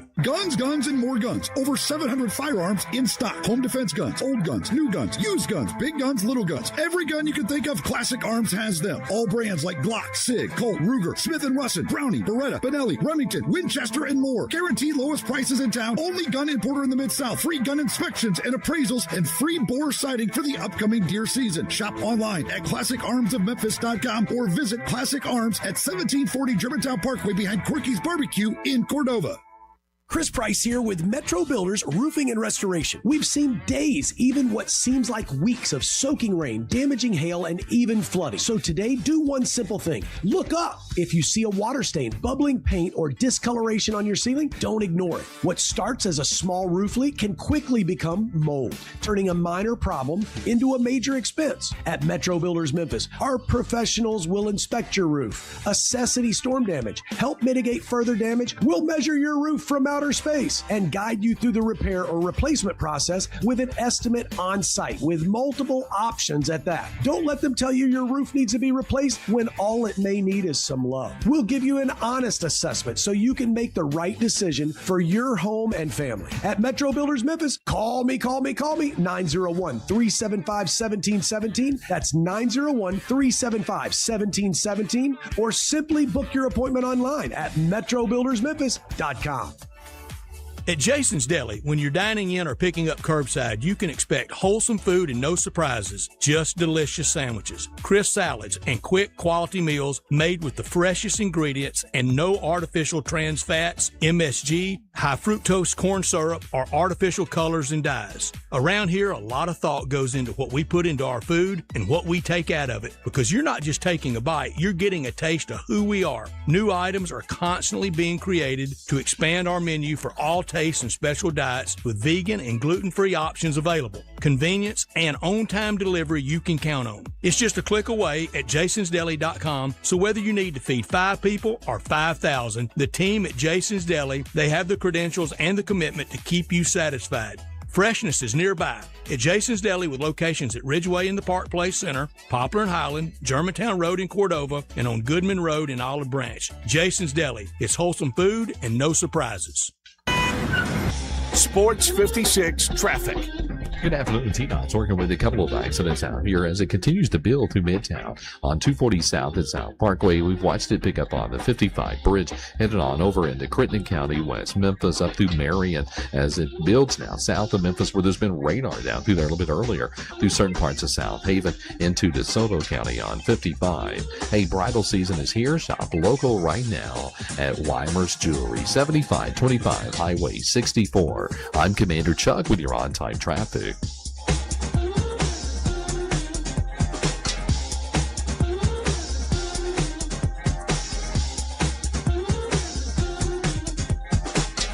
Now back to Sports Time on Sports 56 and 98.5 FM. This hour is brought to you by Dobbs Brothers Chevrolet at 7450 Highway 64 in Bartlett. Here once again are Brett Norsworthy and Bryant Dacus. Come with me now. Come with me now. Welcome back into Sports Time. Bryant and Brett with you as we got a little bit less than 30 minutes left in today's show. And Brett, I've got to make a correction because I have been called out for my big number of the day. And I have to apologize. You know what? It's not my fault, but it really is my fault. It all comes back on me. I got to take the blame for it. I'm the bigger man. I had the big number about James Wood and all the home runs he's hit. One of the stats on here was his 10 leadoff home runs ties Mookie Betts in 2023 and Barry Bonds in 1973 for the most before the All-Star game in a year. Barry Bonds won't play Major League Baseball in 1973, so that was a misprint on their stat. It's OptaStats if you really want to go call them out. Not that I want to deflect the blame from me, but OptaStats in case you want to go call them out for the misnomer. I'm guessing it's 1983, and they accidentally put 93. Yeah, I bet it was 93. That's what I meant, not 83. So I was. Could they have confused him with his dad, Bobby Bonds, in 73? They could have. I didn't think about that. Could have been Bobby Bonds. Maybe they just put Barry instead of Bobby. Yeah. Or I could have read Barry instead of Bobby. You never know. It happens. You never know when it comes to me. I don't have the tweet still pulled up, so I do not know which one it is. I was waiting to see if we got any news for the Grizzlies because their game in just about 30 minutes, and they play Dallas. You got something over there, Connor? You all right? You grinning over there at me? It was indeed Bobby Bonds. Dadgummit. Okay. Oh, man. So the blame really is on me for not okay. being able to read. I mean, honestly, you'd think I'd be able to read. That was wheelhouse years for Bobby Bonds. How about that? Shout out Bobby Bonds. And shout out the texter for wanting to correct me, but it really is the me on being the issue. So texter just texted in and was going to get to this because I was waiting to see if we don't got mind any being update. corrected. No. In 73 for Bobby Bonds, what a year. 39 homers and 96 RBI. Wow. Scored 131 runs. Wow. 27 years old. Shout out, Bobby. Superstar, we thought, in the making. Yeah, no, that is a really, really solid year. So shout out Bobby, shout out Barry, shout out all the Bonzes out there. I say shout out me for maybe being on the trail. It was Bobby. Yeah, honestly, that is shout out you, and not shout out me for not being able to read. Shout out Texture. We don't mind being shout out Texture. corrected. No, I love being corrected. Please, always correct me.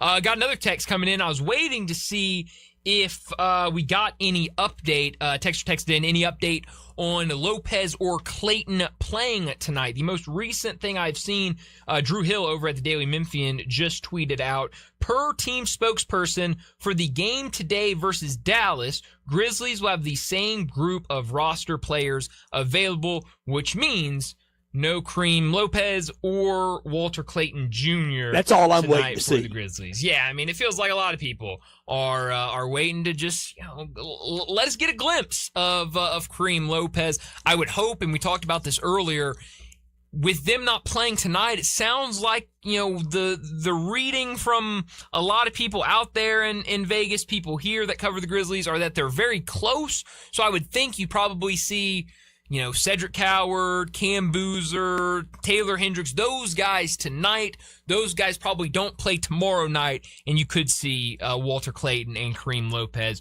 tomorrow night. That's the hope, because if they don't play tomorrow, you would have one more game before. I mean, we're getting close to Summer League being over and not being able to see Kareem Lopez or seeing a glimpse of Summer League Walter Clayton. And I would love to see both those in Summer League before it's all said and done. What'd you think of the Darren Peterson quotes about last year at Kansas? It wasn't a complete takedown, but he said he didn't have his hands on the ball a lot, and there was a lot going on. Kansas was 9-2 last year without him. Yeah, I mean, obviously he's had the comments before the draft of how he visualizes himself more as a point guard in the NBA, and was more obviously just because when you're in high school and you're the best player on the court, it really doesn't matter what position you play. You're going to have the ball in your hands all the time.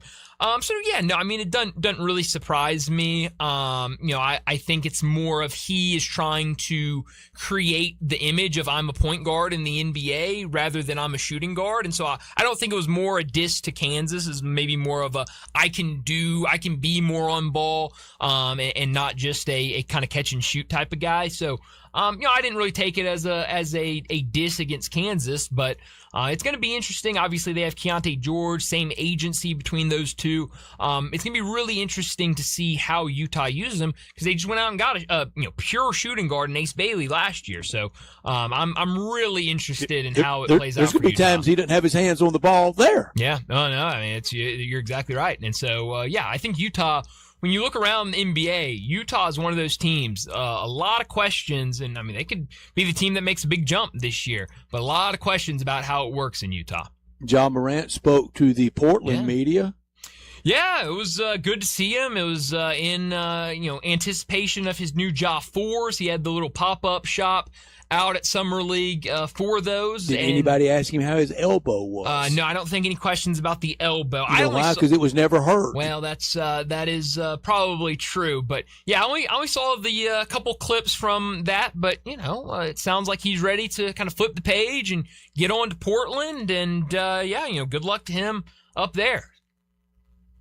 And one of the quotes almost sounded like, "We got the West." I mean, no, Ja, don't do that. Just go show everybody. Yeah, no, I think, a lot of people are ready for him to show it on the court. And, it's going to be interesting now. You're seeing all the quotes from, Micah Nori, and, I think it was The Athletic that had the story a couple weeks ago about them having lunch together and talking a lot and different things. And in that story, Micah Nori had some sort of comment about, bringing Ja off the bench. And so I know he was asked about it. Ja was asked about it over the weekend about, the possibility of him coming off the bench. They've got a lot of guards up there.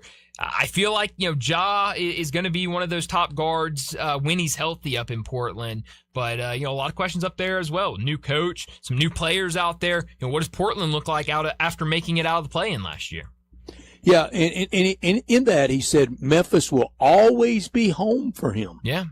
Yeah, I mean, you see a lot of guys like that. For him, he goes to Murray and plays a couple years of college and then comes to Memphis. And for, the last, 7 years, he's called Memphis home. And he's grown as an individual here in Memphis. And so, yeah, I wasn't surprised to see that. I know a lot of people were happy because there were some people that were, I don't really know what the right word is, maybe rubbed the wrong way that he didn't kind of go out there and make the goodbye, thank you post for Memphis.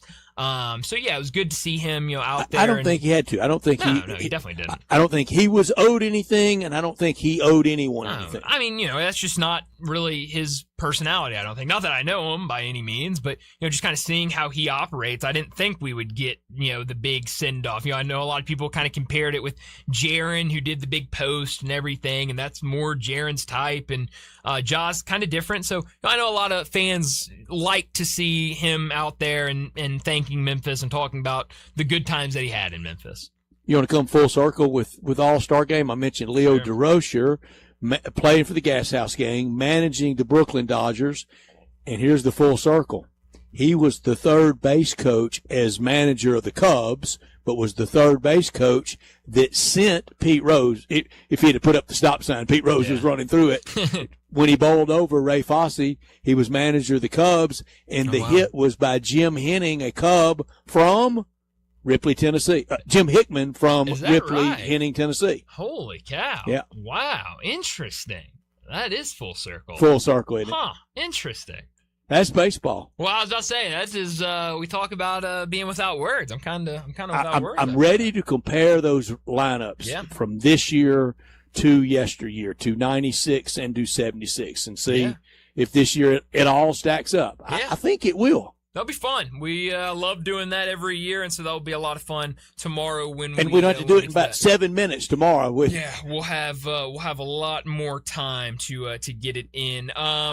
Shams Charania, he broke this news earlier. We haven't had time to get to it, but Zaire Williams, former Memphis Grizzly, has agreed to a 1-year, $3 million deal with the LA Lakers. Lakers kind of turning into the next stop for a lot of Grizzlies.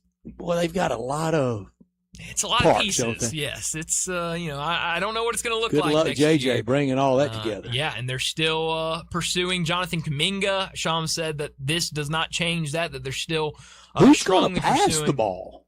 Well, that's a great question. I think they're gonna look at Zaire and say, you're not gonna take a lot of shots. You're gonna be kind of a swing man and get the ball in your hands, get it out. So it's some interesting pieces over there. You could have Luka Reeves issues over. Oh, yeah, you definitely could. Possessions. You could. July is the best month to drive to the mountains, to the beach, to anywhere in America, from sea to shining sea.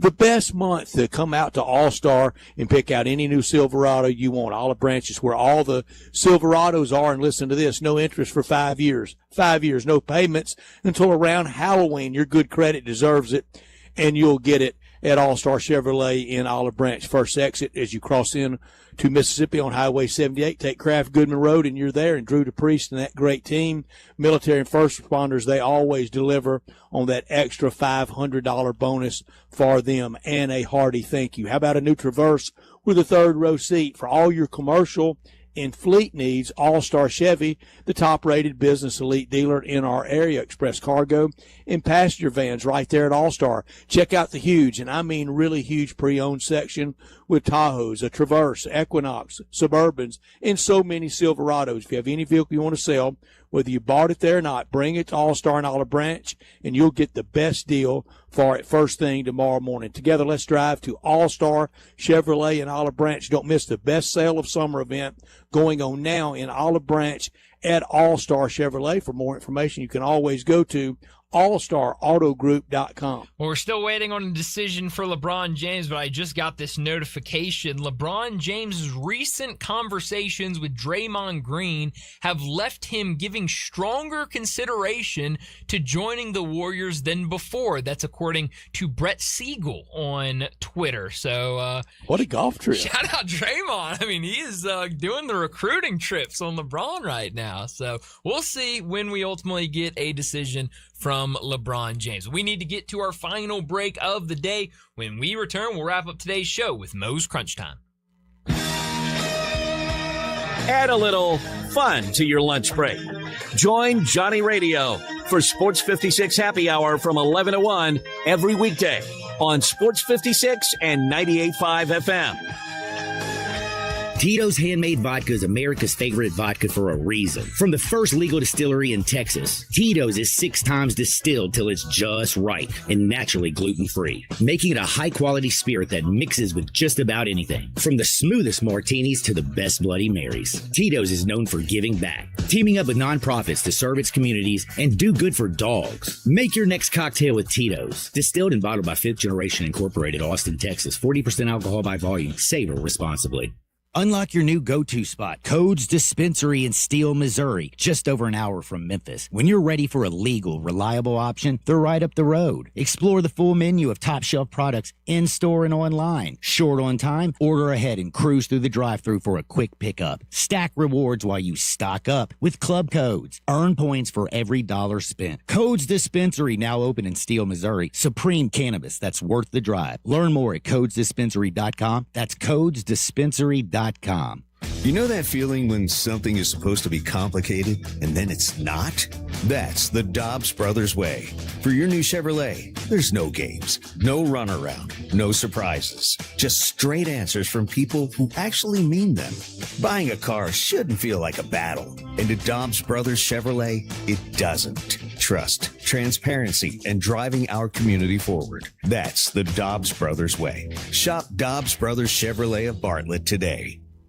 It's time for SEC Media Days. Join Brett Norsworthy as he broadcasts live from Tampa next Monday through Thursday, previewing the upcoming SEC football season and brings you interviews with players, coaches, and SEC insiders. Tune into Sports Time with Stats and Bryant Dacus from 3 to 6, and also hear from Stats throughout the day for SEC Media Days coverage on Sports 56 and 98.5 FM. Brought to you by Landers Ford in Collierville, Ronnie Grisani, Sissy's Log Cabin, Capitol Grill, Bangers Pickleball, and Jimmy McElroy and Associates. Hey, Sid. Yeah? You know what's coming to the Peabody Hotel, right? What's coming to the Peabody Hotel? You have got to tell me. Okay. Oh my gosh, that is so cool and amazing. Now, back to Sports Time on Sports 56 and 98.5 FM. This hour is brought to you by Dobbs Brothers Chevrolet, 7450 Highway 64 in Bartlett. Here once again are Brett Norsworthy and Bryant Dacus.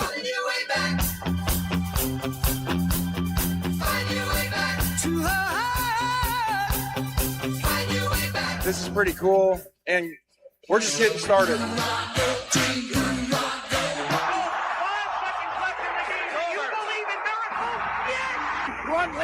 Spanning the globe. Go crazy, folks! Go crazy! This game has always been called the world's greatest cocktail party. Do you know what is going to happen here tonight? This is for all the biggest crunch time. You are looking live. In your life have you seen anything like that? Crunch time between the hedges. The ball game is over, and Memphis has its first win in 16 tries. Its first win ever against its fierce in-state rival, Tennessee. Goodbye! It's obviously crunch time.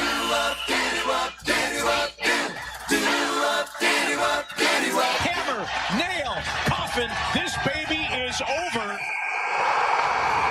Crunch Time is brought to you by Moe's Southwest Grill. Need a crunchy bite to eat? Head to Moe's for nachos, crunch wraps, tacos, salads, and more. Moe's.com, it's your go-to for all your taco crunch time emergencies. Well, Brett, unfortunately, both what I learned today and what I could have done without today are both kind of, you could file them away under what I could have done without. So I just chose one for what I learned today, and I really learned it over the weekend. It's that Conor McGregor is in fact not back. He made his first fighting appearance since 2021 on Saturday. He was the main event on UFC 329 against Max Holloway, and only a minute into the fight, it was over. Yeah, it was ugly. I don't know. I mean, I've seen some people say that he was hurt before the fight even started, and he was just going to get the bag and do the fight. His trainer saying that nothing was wrong with the knee, but he throws that swinging knee kick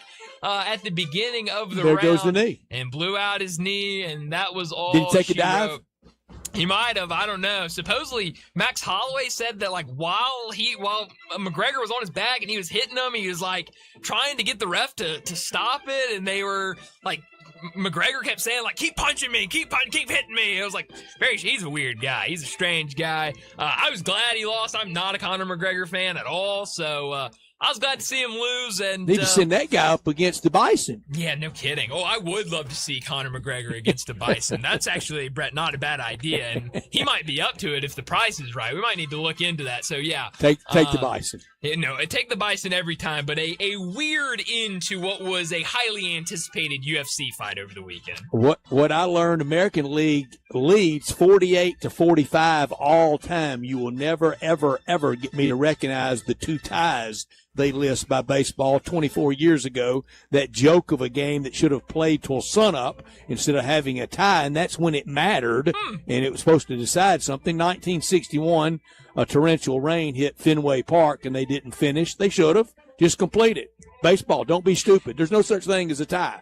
We're going to revoke your Mr. Tie title for baseball. After that, yeah. No, yeah. It's very different in baseball. What I could have done without today, well, was the news that came out over the weekend that Memphian and former Kansas basketball player LeGerald Vick has been charged with attempted murder in Memphis. I believe it happened over 4th of July weekend, and the news coming out over the weekend, this is a guy, played in the late 2010s at Kansas, has played a couple different places. I know he's in Mexico for a little bit. He's over in New Zealand for a little bit. He's seemingly every year been a part of the Kansas alumni team in the basketball tournament that I believe is either gets started this weekend or next weekend. And so just really sad news earlier this week to see him involved in that type of thing. Just kind of a name that I hadn't heard in a couple of years, and to see it be brought up in that way was very unfortunate.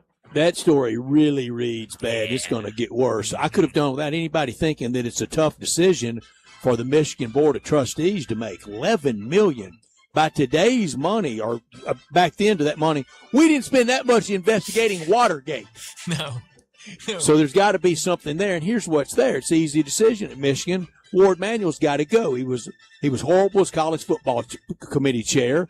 He was horrible with reducing Jim Harbaugh's pay.